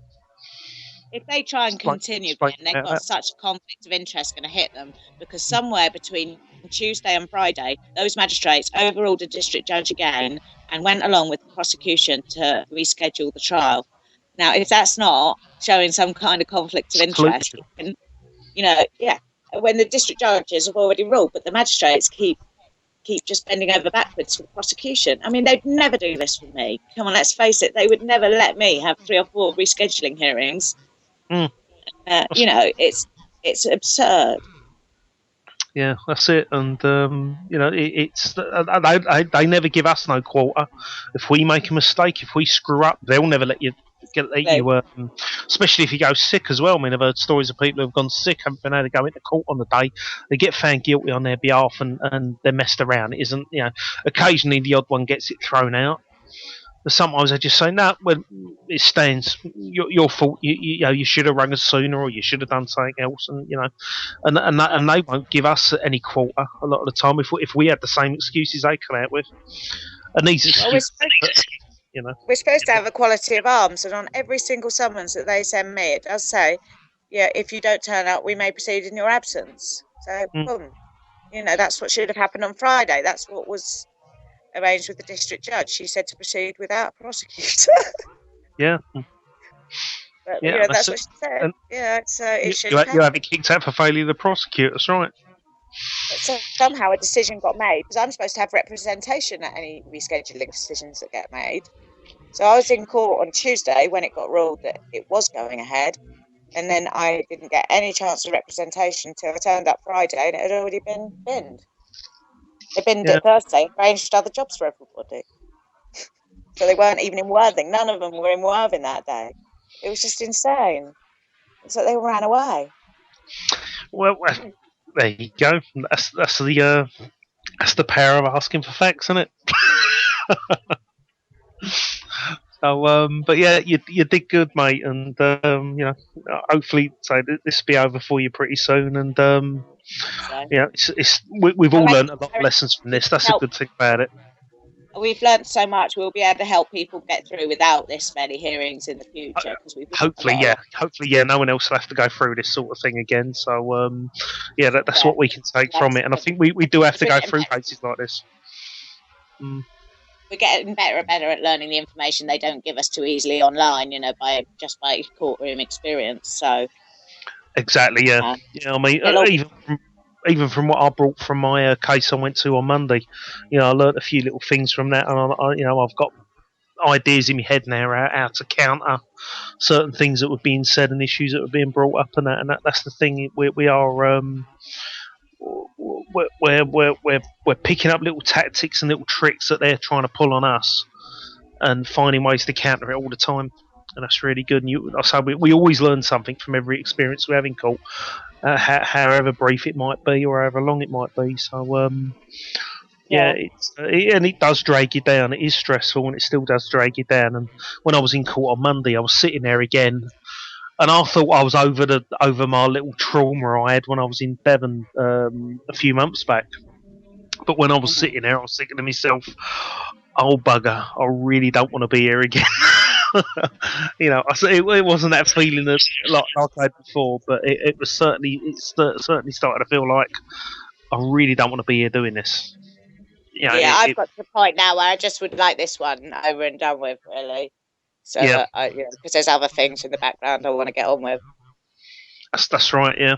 And this is the thing. It's we've got to have a bit of balance in our lives regarding this stuff. We can't do it all the time, And but I mean, for me, more now, it's become a journey into logical and critical thinking, and I want to improve that. It's not all about learning about the law all the time, learning how to fight these people.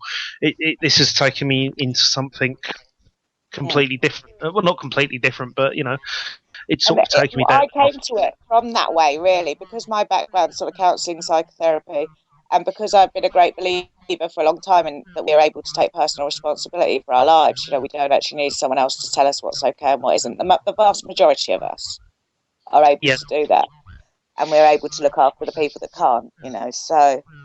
So for me, when I came across Mark's methods, it fitted with my way of life already. So it's been like really, really good for me.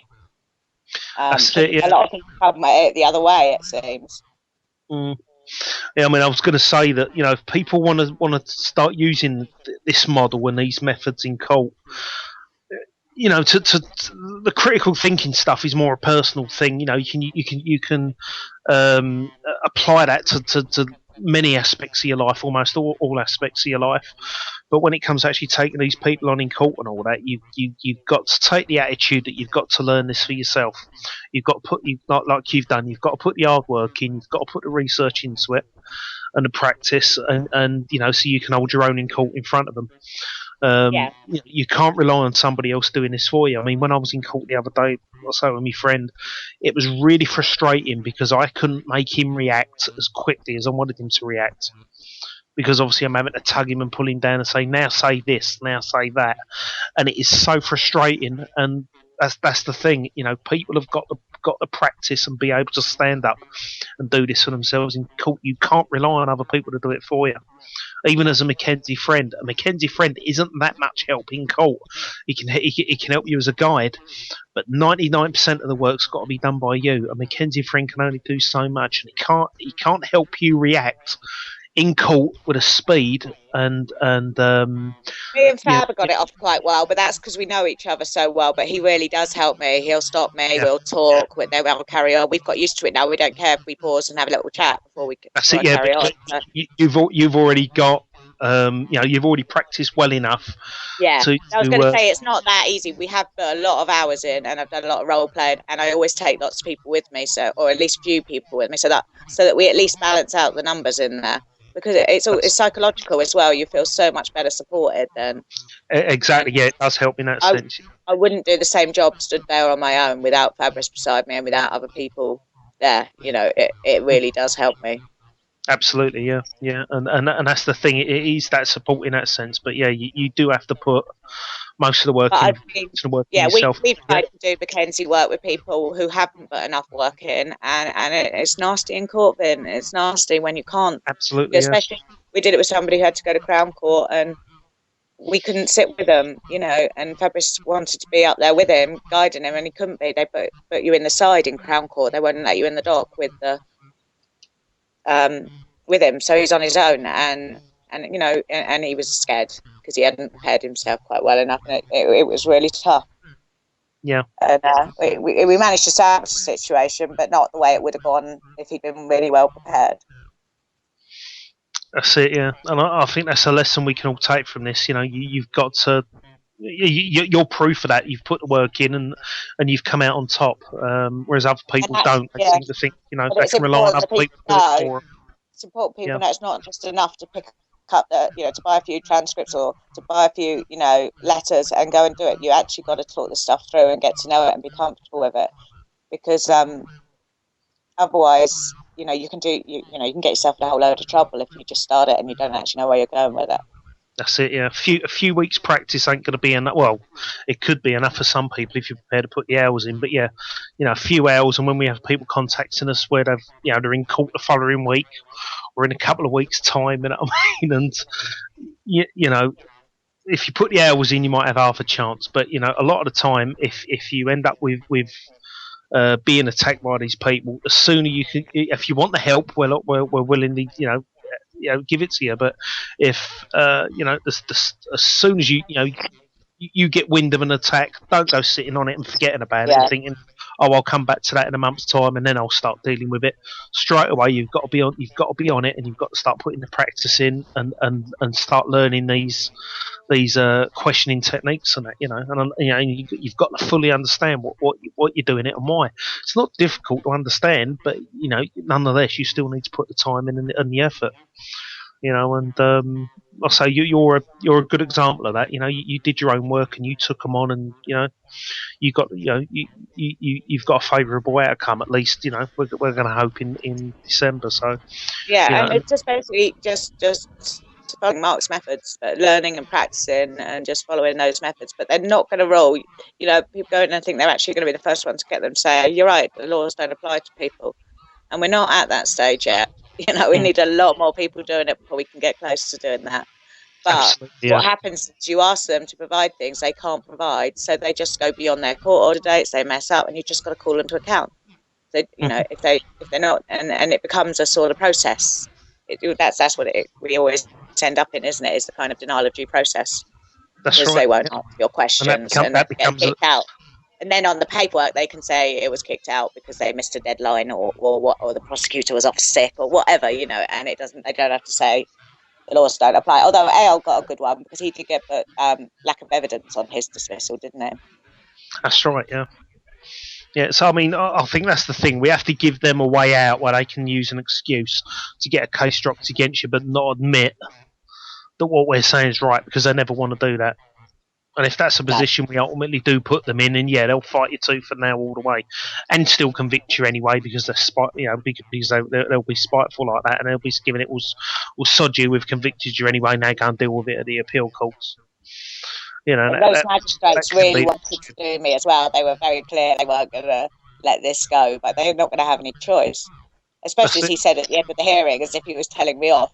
This this trial will be over in 2 hours on the 11th of October. It will not go on any longer.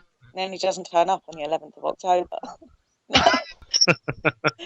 His own word, he's going to have to eat, you know. And when I said to him, what happens if the prosecution don't respond to my abuse of process like they didn't respond to my other questions? And he won't answer. He says they will respond. And I ask him again. And he comes back with the same answer. They will respond. Well, they haven't responded. You know, he's going to look a bit silly in there because, you know, he's definitely going to get a reminder of what happened. And if he can't remember, then there's no trial anyway because that's half the point. They're supposed to be able to remember it all. And they don't even know It what surprised me witnesses if they the got. prosecution doesn't turn up. I don't turn up anyway, so I'd just be right. Okay, case dismissed. You know, She might put another sick note in. Yeah. She's only due back to work about a week or so before that at the moment, so she might put another sick note in. Mm. Yeah, I well, don't know. let's hope you get at least some of your costs anyway.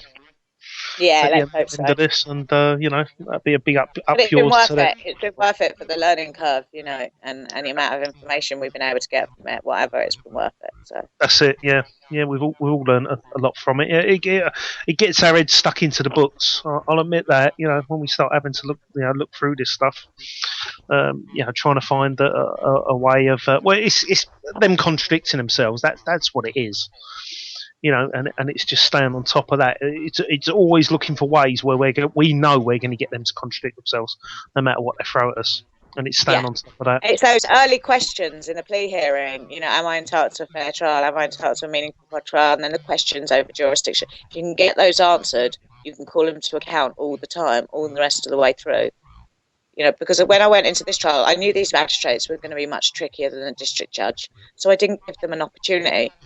I changed it and I just went through. I said I'd like to clarify that all the questions I've asked the district judge, everything's still the same as it was. So I was literally going in a case management hearing. The district judge confirmed that, and I was going through the questions, you know, so that they didn't get a chance to answer them themselves. They had to disagree with the district judge if they were going to change anything. So of course they were just going okay. So we got straight through all that, and that's how I was able to hold them to account. Yeah. And well, you had a good time cross-examining that copper as well, didn't you? Or the ex-copper. Yeah. He got very frustrated with me, and I stayed really calm with him. And I'm sorry if my questions are upsetting you or making you annoyed, but if you answer them the first time, I won't have to keep repeating them. Yeah, that's it. So waffle on, and then I'd keep going. Is that a yes or a no?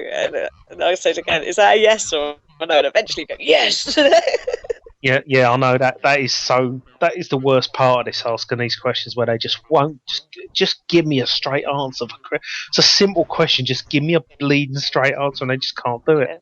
And that's what went on for an hour, his cross-examination, because he just kept waffling, and I kept saying, well, is that yes or no?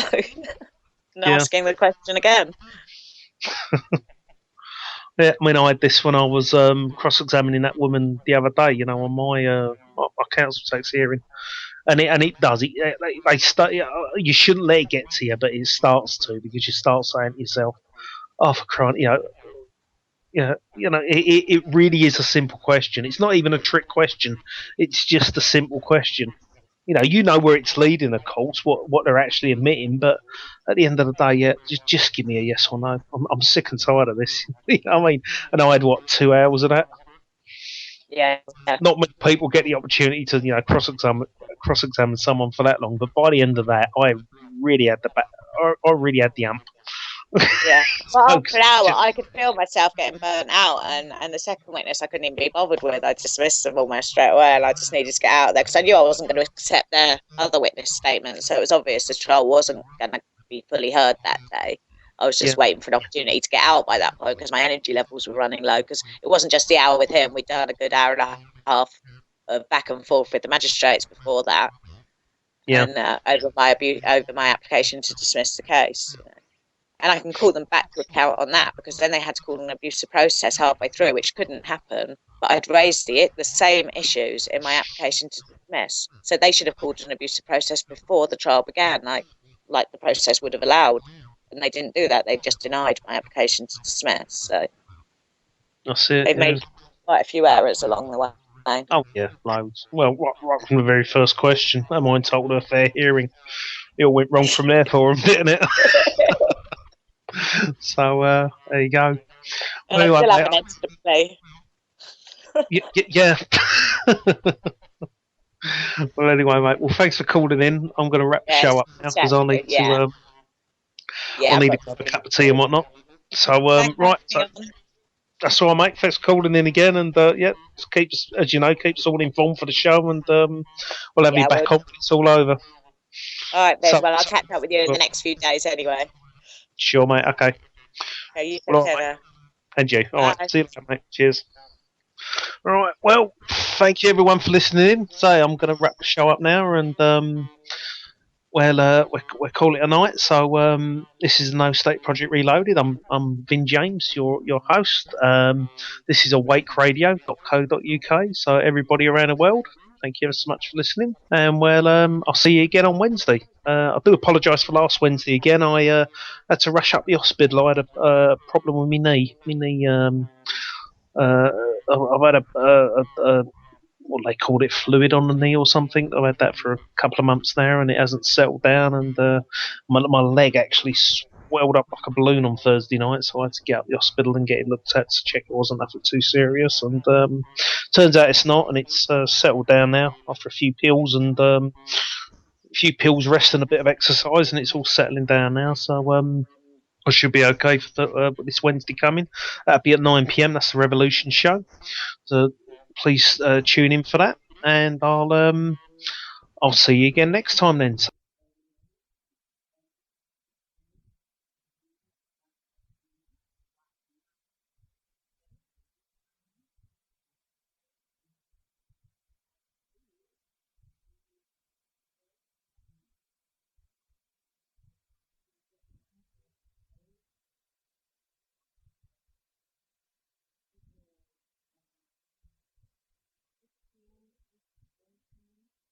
And at the 12 o'clock position, you would put summer, which would be the highest point of the energy cycles. And then at the 3 o'clock position, you would put autumn.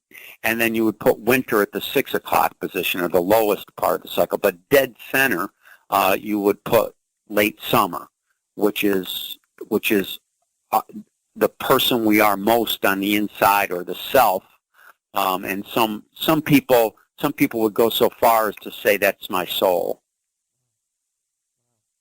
Yeah, and like I was saying, I just not obviously I'm reading about the seasons, I'm thinking about the seasons, and I know I always tell everybody how much I love winter, and it seems to be shocking. Everybody seems to want to leave Ireland and go for the heat, and I get kind of romantic about cold and winter and getting into the fire and warming up, and I if there's snow, yes, I like the cold and the snow. Bitter cold, no snow, I'm not so happy, but I like to have the bit of snow to go with it. But why is that? Why do people want to have a season over another one? Shouldn't we not just equally like every season? Or why do I do that? Why does everybody prefer the season? I think there's a lot of reasons, really. One reason is when sometimes we feel a natural imbalance. So, for example, if you haven't eaten a certain food that you really need nutritionally for a while, you notice that you start having cravings for that food. So if you've really deprived yourself of something for a little too long, you start having cravings for that, and your body's telling you, as is your mind, is telling you that you need that nutritionally. And so it is with the energy cycles too. So, for example, if I'm a type A personality and I've got the pedal to the metal all the time, push, push, push, I might have a real craving for a cooler temperature or a cooler season when I can chill out. and so I might have a real craving for autumn or winter because it forces me to slow down. That's fascinating, Joseph. Isn't it?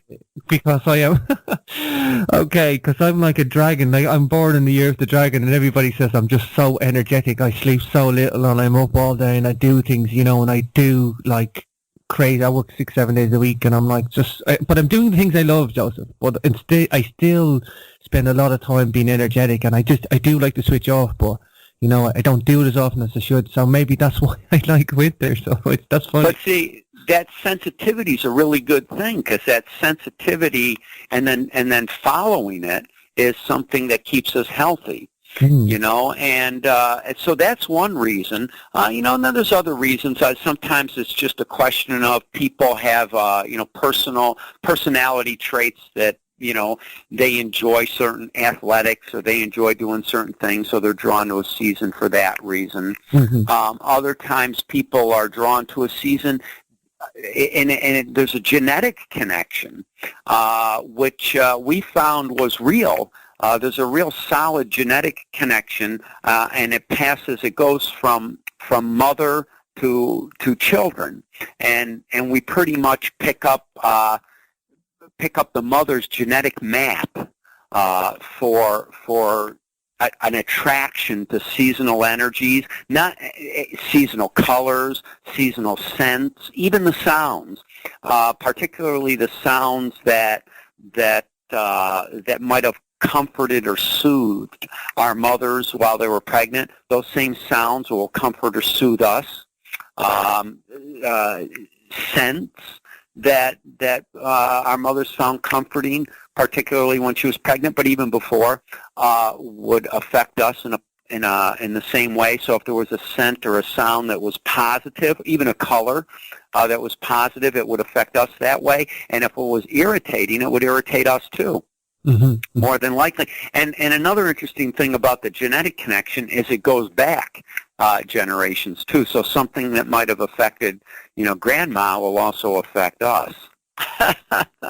So I'm guessing then from an anthropomorphic point, would it matter with the season you were born? Like if you were born in July, would you be attuned to that season in a way?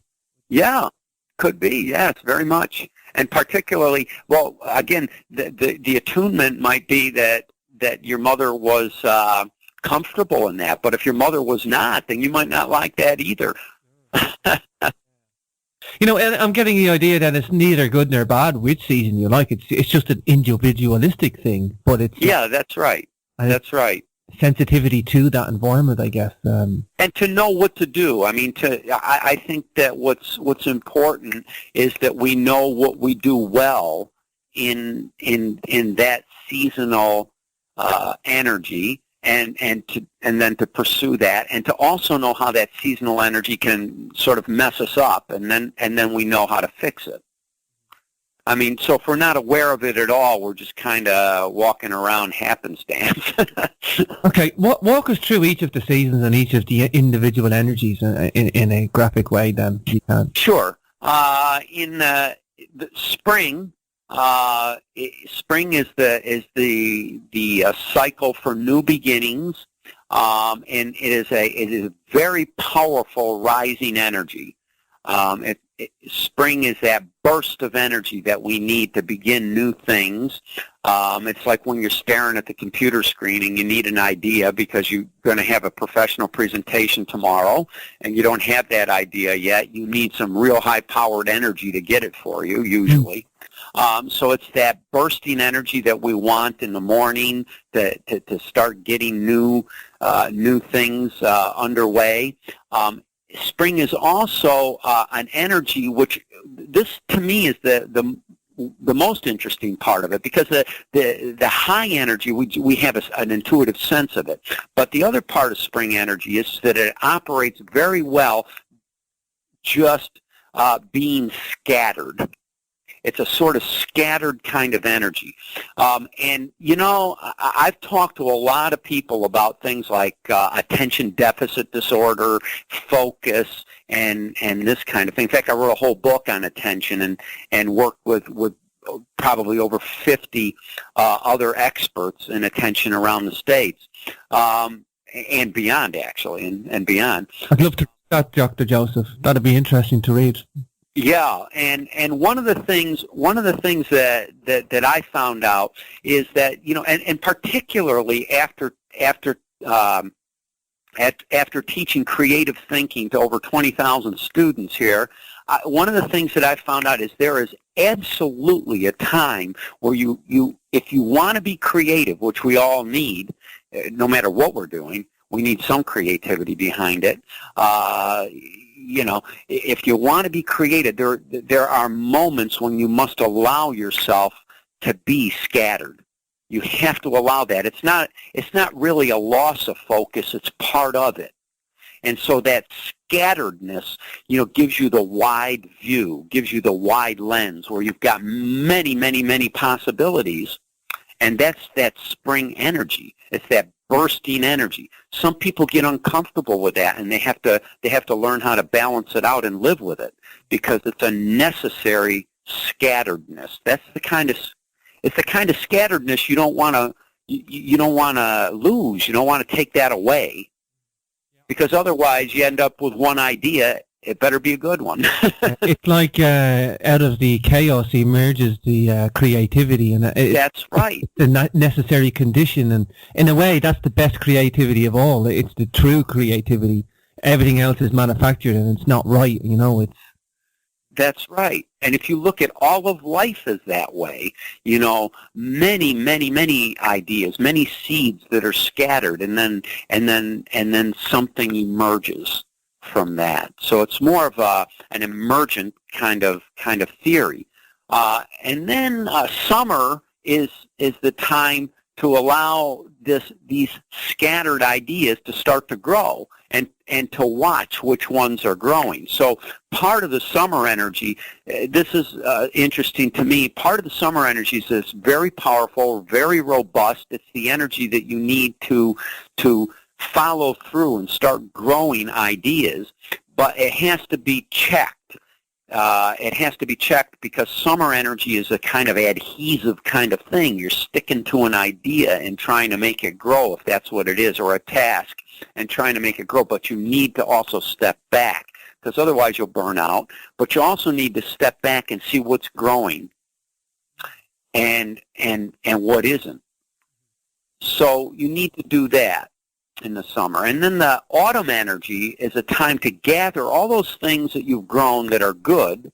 And the part of autumn energy that I like is that autumn energy starts to chill out that real high, robust energy that we've been feeling throughout the year or throughout the day.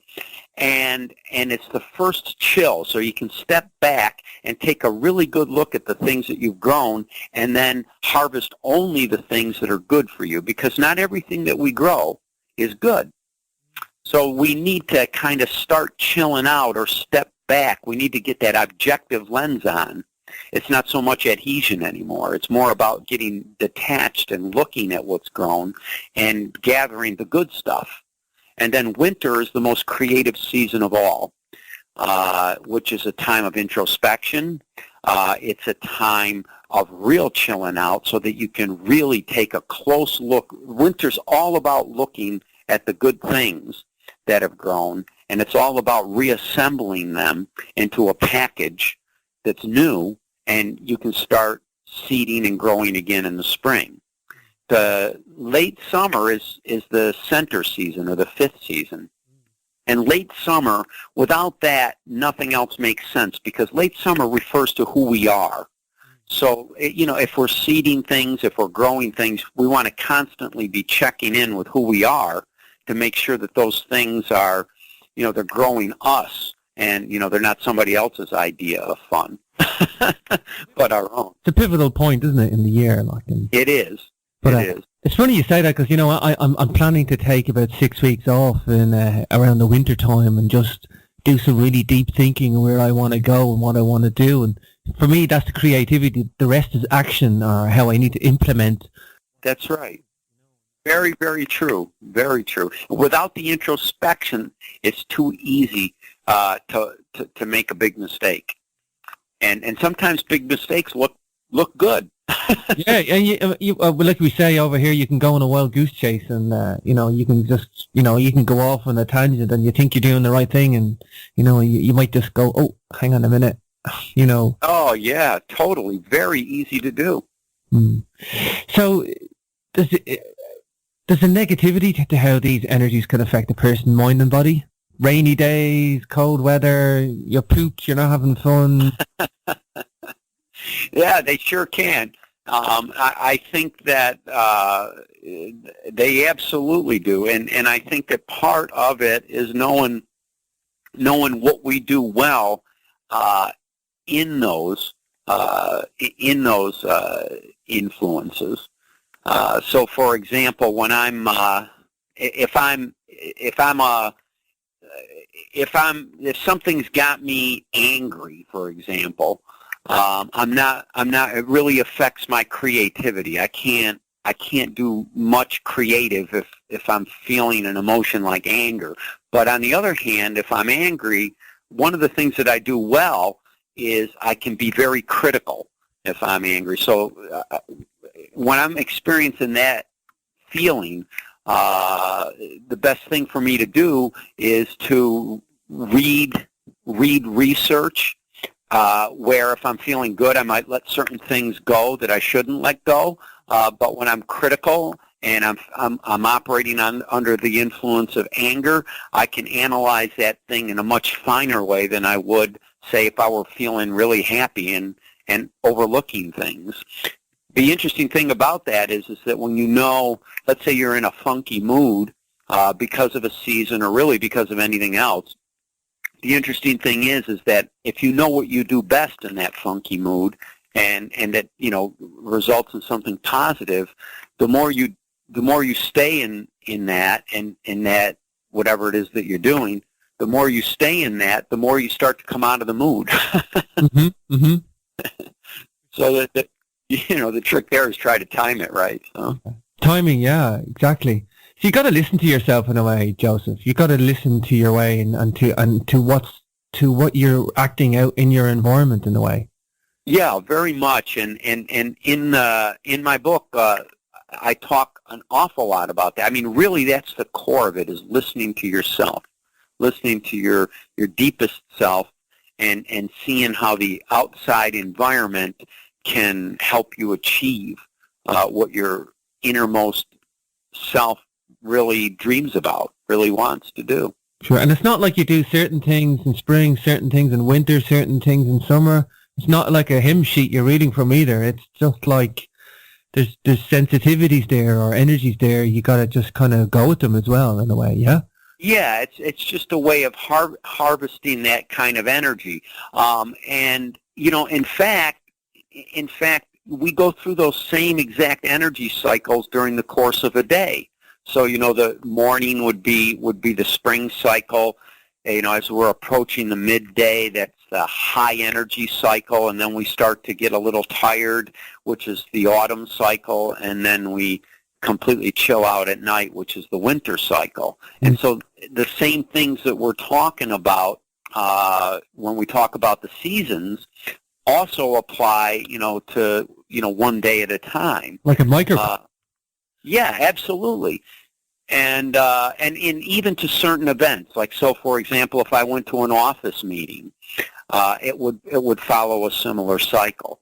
It would boil up to some sort of climactic, agenda, and then it would, people's energy starts to wane, and so we know how to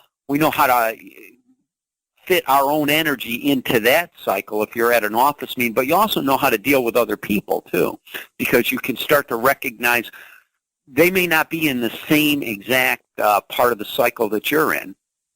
Like if I went to an office meeting and somebody else's energy may not be in the same part of the cycle that I'm in, but as I learn to read their energy, then I can harmonize with them, or I can balance with them, rather than just leave it up to chance.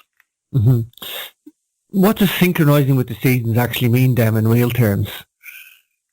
Well, synchronizing synchronizing with the seasons themselves would be to synchronize with the external energies that I'm feeling in my environment. So, if I'm feeling this robust energy, then I'm going to try to synchronize my mind and body with that robust energy. If I feel that a really good example is that at least here in New York, right around Christmas time, that whole seasonal, that from mid-November to right through the new year, things are pretty hectic and crazy and demanding, but the environment is just the opposite. The environment is slowing down, and every part of your life is more demanding. Getting to work in the snow, just getting up and moving around. It's cold. Staying out later in the evening when it's so dark. Whatever it is, the holidays and all they demand, and the intensity of getting all the shopping done and all that kind of thing. More people driving than ever, and we joke around by saying it's the holiday season and people are in the worst mood of the year. But there's a perfect example of the environment being one place and everybody else being somewhere else, rather than trying to sync up with it and say, look, this is a time to slow down. Sure. Okay, so somebody makes themselves sensitive to these seasonal cycles like we're talking about here, Dr. Joseph. What are they going to feel? Is this what's the benefits? Are they are people going to have this mind-blowing experience, or is it a bit more subtle than that? Or well, I think that the objective would be you're going to go through different stages. I think that the first stage of experience that you would have is just becoming aware of how each of the seasons affects you. So, now here in New York, we're until late summer. So for me, the mornings now are a lot cooler, and so are the nights. So if I wake up on a really cool morning and I feel that coolness on me, that's one thing. So I can notice that. But the next thing that I should pay attention to is how that coldness is affecting me. How does it affect? Does it give me more focus, or does it give me less focus? Generally speaking, it should give you more, but that doesn't mean it's going to do it for everybody. Mm-hmm. Because it's going to affect everybody a little differently. So we should, our first layer of experience is, what am I feeling? Then the next layer of experience would be, how is that affecting me? Is it making me more alert? Is it making me edgy? Is it making me irritated? And to identify how that's making me feel.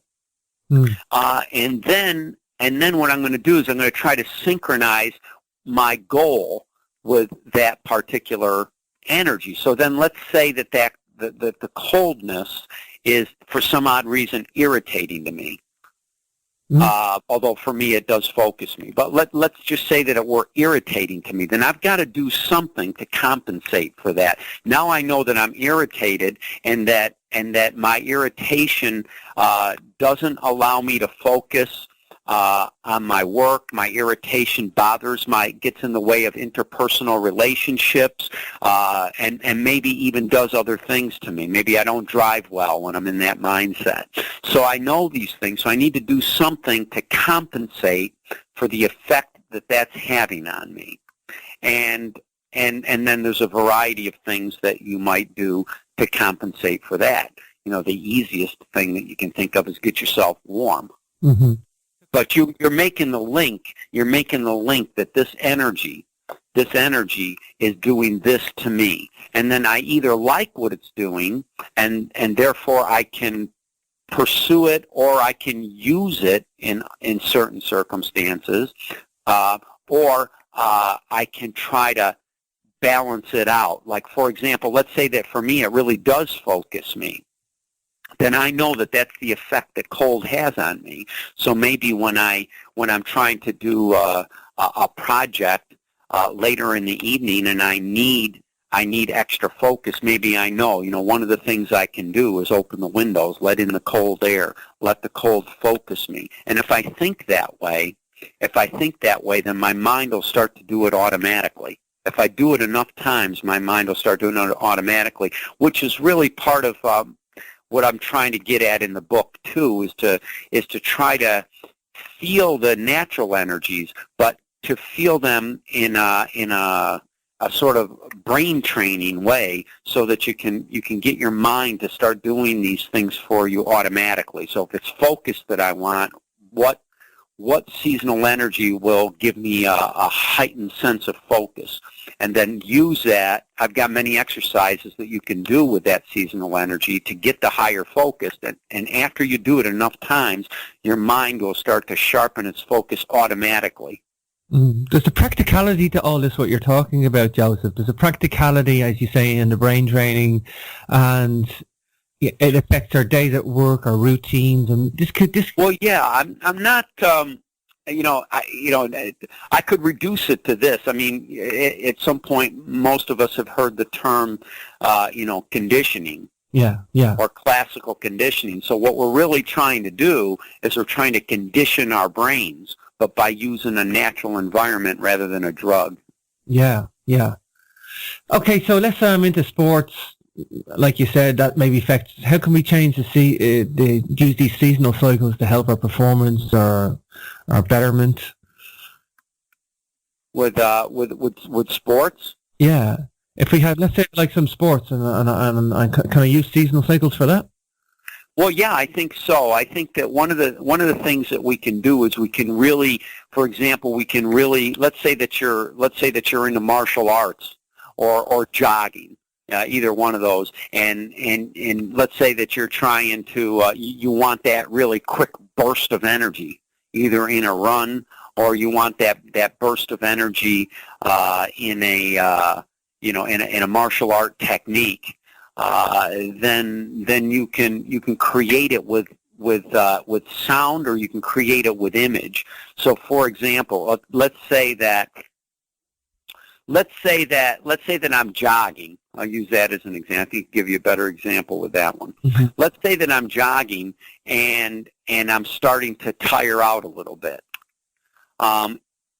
If I can backflash about a month beforehand, let's say that you're in the middle of the summer and you find some summer imagery, something that you see that really excites you. I don't know what that might be for other individuals, but for me, a couple of months back, I saw an eagle soaring above the Berkshire Mountains, and so for me, that was a very exciting visual. One thing that you can do is you could photograph that, but we don't always have a camera.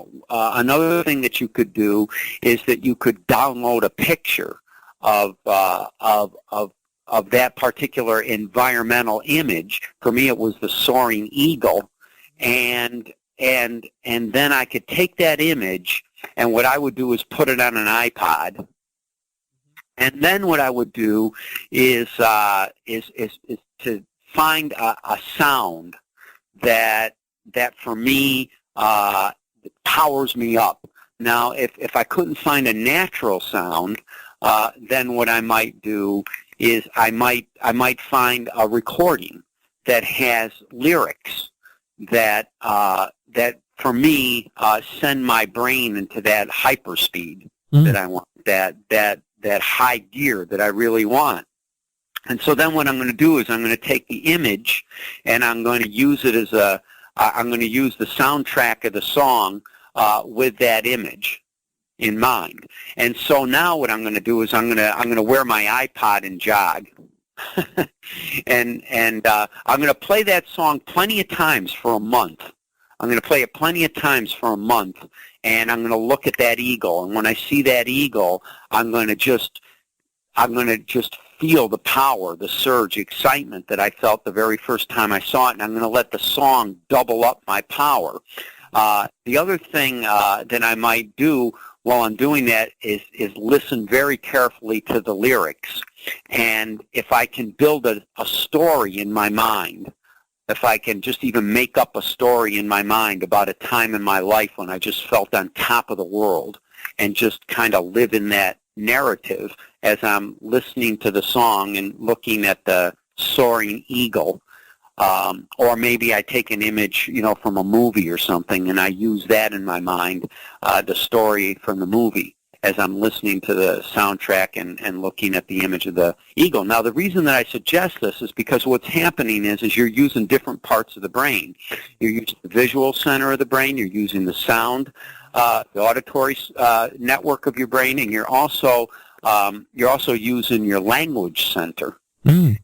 And the more parts of the brain you use, the more it amplifies the effect that you're after. So let's say that you are going to release a little bit of adrenaline into your bloodstream. Now you're going to release a lot more by using different parts of the brain. Now, one more trick.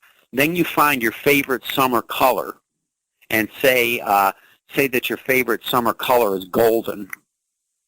And you just take that image of the eagle that you're seeing, you take the image that the narrative is implanted in, and you just pretend that you're looking at it through a deep yellow lens. And so the whole image becomes yellow. And then take a deep breath and breathe it in and release it. Now, all of that is going to, the science behind it is it's going to stir up various neurochemicals that are going to give your bloodstream a cocktail of energy that will give you a great boost. Now, if you've done it for a month in advance to the run, then you don't even need the iPod, really. All you need to do is close your eyes and hear that song, and your brain will go there automatically, just like Pavlov's dogs would salivate. Powerful stuff, Dr. Joseph. Powerful stuff. What you've done is you've conditioned your mind to go there automatically. Okay, so that's a physical sport. Let's say you had something like golf that wasn't so much physical. In a similar way, you could enhance your mindset in a similar way then, where it wasn't so much physical. Yeah, absolutely. So if what you want is a real calm focus, you could do a similar thing. In fact, I did something like this with my youngest daughter. We would visit a stream. It's actually a river in the Berkshire Mountains where we live. We did this for quite a while, over the course of a couple of years, but it didn't take that long to start working. And we listened to the sounds of the rushing water, and that would give her a calm energy. And so then we started to pay attention to the colors that were in the environment, and then we started to tell stories in that environment. And so she had the stories, she had the colors, she had the images, and we put the image with the sound. We didn't record the running water. What we did is we downloaded it from iTunes, which you can get a lot of nature sounds from iTunes and download them onto your iPod, and then combine them with a slideshow, and you've got a pretty powerful tool. And the thing that I enjoyed about that was it was a very bonding thing to do with my daughter. But beyond that, I think that, what she's got there now, she's got something that will give her calm energy for the rest of her life without having to rely on any kind of a drug. Mm. So when she's going into an office meeting someday, she'll be able to just close her eyes and hear that, and it will calm her down. Fascinating. Okay, so let's go on to relationships then. This can help with relationships for the good, for the better, or conflicts in relationships, or... Yeah, absolutely. I think that just knowing what seasonal cycle your partner is in is just a whole other way of relating with your partner, and really you're relating at a very, very personal level because you're understanding, what's driving him or her. So if you know that your partner is operating in that first cycle, which I call spring, or that real high, robust, scattered energy. The last thing that you're going to do is to try to scatter his or her energy even more by asking them to multitask. You're not going to do that. Maybe when the person is at a winter energy, you can ask them, or even an autumn energy, you can ask them to multitask a little bit, because we know it doesn't really work. Just give us out your website there, and we'll give it out again at the end, Dr. Joseph. My website is www.josephcardillo.com. And we can find out everything about you there and get your books there?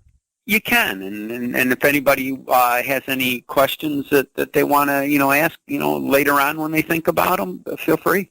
Beautiful. Okay, so we're talking about people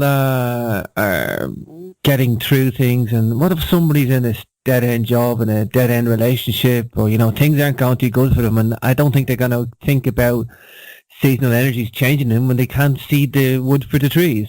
How's this going to help them, Dr. Joseph?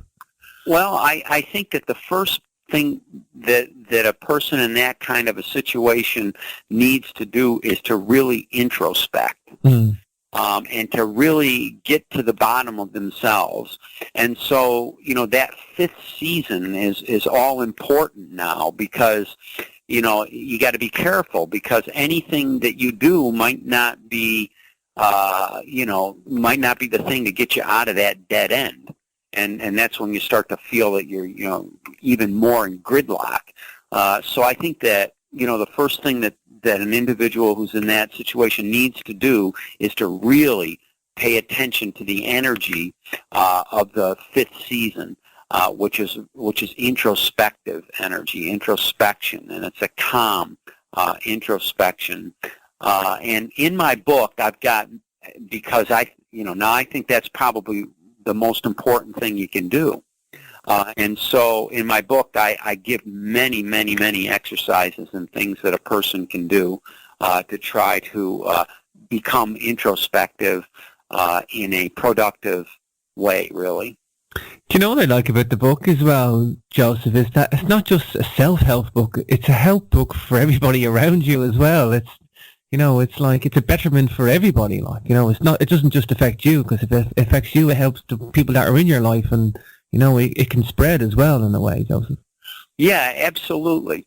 Absolutely. And I always approach this because I've pretty much dedicated my entire career to self-improvement.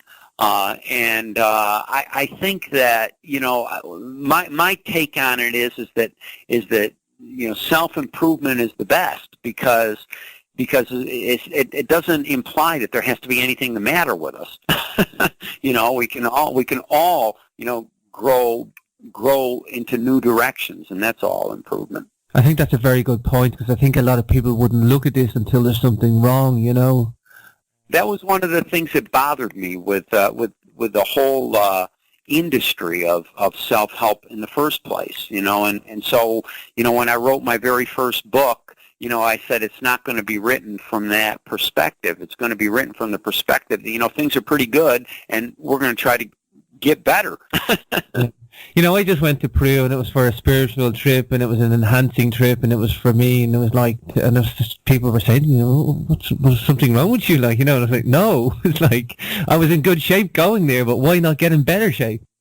Yeah, absolutely. I think that's a product of our environment now, Joseph, that, people think there has to be something wrong, like, and I wish it wasn't like that. I really wish it wasn't like that, but I think things are changing. I do think people are opening up to a lot more things, and alternative health, Eastern health, Western health mixed together. Yeah, and I think it's so necessary. I think, at least here in the States, everybody is so focused, right now on finance and money and things like this, and those things are important. They certainly are important. If we have a money problem, we have a problem. I mean, nobody's going to deny that. But then, I think if you have a health problem, now that's a whole other level. You need your health more than you need your money.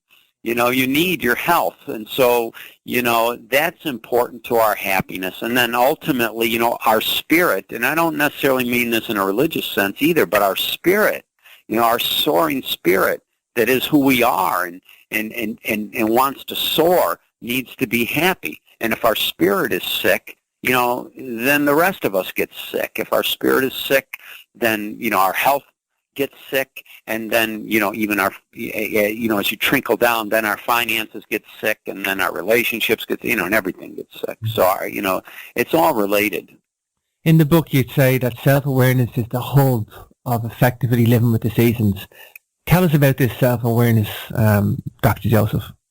Yeah, it's the hub. I don't think that, I don't think the more we're in touch with who we are, the more we're able to more or less orchestrate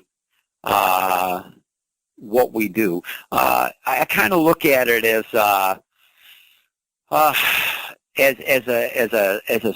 a symphony, and if we know the symphony, if we know the song, then we can arrange the notes. Mm-hmm. But, otherwise we just got, a room full of notes and no theme.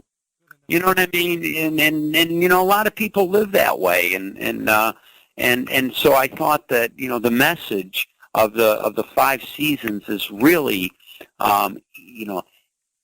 even when we're scattering ideas, even when we're scattering new seed, that we're scattering it with one eye on that and the other eye on who we are. What good is it to plant something that has nothing to do with nurturing you? Nothing at all.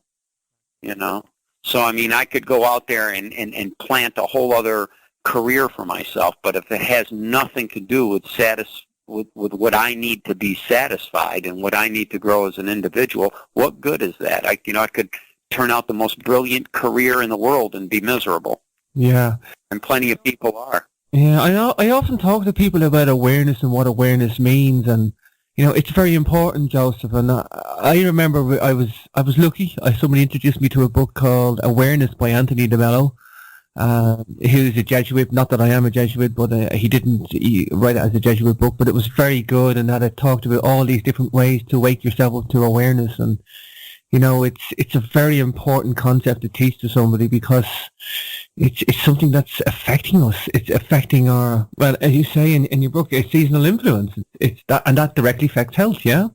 Yeah, and and I try to take people through it very, very simply. The first step in becoming self-aware is to just try to take a look at, look inside, but what inevitably happens is that there are certain things that are going to distract you from being able to take that look, and then the next step would be to try to peel some of those things away.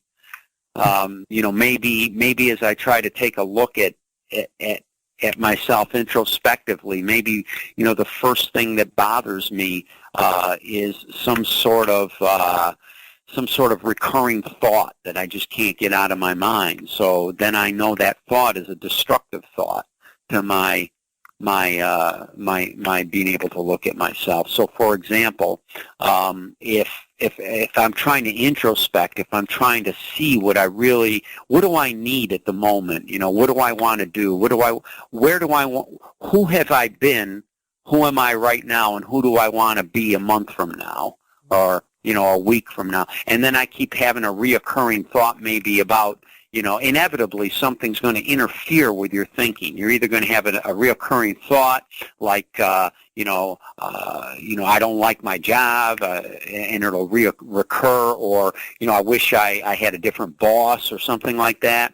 Or maybe you're going to have a recurring emotion that keeps you from taking a look at yourself, or a memory. It could be a recurring memory. So as you're trying to take a look at yourself, something keeps popping up, just like a pop-up on your computer screen, and taking your attention away from it. And so the next step would be to recognize that, and to know whatever that is for you is stealing your awareness of who you are. And so that you need to chill that out. You need to get rid of that as much as you can. You need to turn it off, just like a light switch. And then you'll start to see yourself much, much more clearly. and actually much more satisfyingly and with greater appreciation too, I think. Mm. We kind of touched a little bit on earlier, but diet, nutrition, and sports and exercise. What role does this all play in the grand scheme of things, Joseph? Oh, a lot. I think a lot. I think that we can. I think that we can get ourselves energized and happy and flowing by doing a lot of internal work, but I think that we can do that with external work too. So, for example, I can make my body feel good and strong and healthy by using my mind. I can use my mind to ward off potential sickness, to help treat sickness, and so on. But I can go the other way around too. I can use my body to strengthen itself and also to strengthen my mind. And so I think that, a popular phrase around here is mind over matter. But, I like to remind people all the time that you can also have matter over mind. So athletics, there's no denying it, that athletics makes our mind healthier, clears our mind, gives us focus, gives us mental energy, can balance out, foul emotions like feeling down and out and so on. Mm-hmm. So exercise has a large role in it, but again, it has to be done in balance. When autumn comes, a lot of us overdo it, myself included. We have a tendency to overdo it because we've been able to be so energetic and athletic throughout the summer that when autumn comes, we want to keep that pace, and we can't. So we need to synchronize with autumn and find a different way to get to the same goal. So maybe I'm not going to run 5 miles a day. Yeah. I'm going to do something a little. You can see that in the sports people, that they're more mentally sharper, or they've got a different mental attitude to life and approach and stuff. And so let's talk about somebody out there listening now, Joseph, and they're not tuned into any seasons at all. And are these guys going to be unhealthy? Are these guys going to be struggling, or what does it affect these guys? Does it? Well, it's like I think it's really like anything else. I think that the more people have, I've seen people become very successful out of pure chance or out of pure happenstance. But I got to say, the majority of people, that doesn't happen with the majority of people. So chance can be very, very good for some people, but not necessarily all of us. Certainly not all of us. And I think that the more we can try to manage and control what happens within a certain context, I think that and the more we know about how to manage and control various contexts, I think the more successful we can be. So, for example, if I know the things that cause influenza, Mm-hmm. then I know how to avoid the things that cause influenza, and I can keep myself from getting it. If I know what causes influenza, then I also know maybe what I can do to beat it if I do get it. So, I think that knowledge and control can go a long way. And so I think that by knowing how seasons affect us, we can avoid the things that might get in our way when we're trying to accomplish a goal. And I think that we can also use those things that will enhance our pursuit of a certain goal. So, to me, it just makes smart sense. Mm-hmm. Okay, so you talk also about staying in flow. What is this? What's the importance of it? And does it make you healthier and happier, the staying in flow business? Well, I think flow really is almost everything. It's a relatively new term in psychology, but it really is an old term in Eastern psychology, and it dates back millenniums in Eastern psychology, and in fact, In fact, the Tao Te Ching, the climactic chapter in the Tao Te Ching says, if you're looking for how to live, then be like water, flow. And so there's something about psychic or mental flow that's important. And I think that what is important about it is a couple of things. One, that when you're in a state of mental flow, you're healthy and you're happy. And the other thing about being in mental flow, your mind is just doing it for you. It's not like you're struggling at all. It's like the athlete who's just in the zone, or like the musician who's in just playing away and it doesn't even think of the notes. It's just playing the notes. And so your mind will just do that, but it will gravitate toward those things that make you happiest and healthiest, and it will do it automatically. So I think that flow really is everything. The other thing about flow that a lot of people don't know is that when your mind is in a psychological state of flow, not only does it do everything effortlessly, but it does one more thing. It hikes up the ante. And so whatever made you happy today, it'll hike up the ante so that you'll become happier tomorrow. And that's the beauty of flow. It just keeps getting bigger. Awesome. Powerful stuff, Joseph. Okay, we're coming up to the top of the hour, Joseph. What can people do to get started using these energies today? If there's people out there listening now, what can they do to get going on this? Well, the first thing that people can do is to just get themselves outside, experience nature, enjoy it, and start paying very close attention to how the things that they like make them feel. Do they uplift you, or do they calm you down? That would be a good place to start.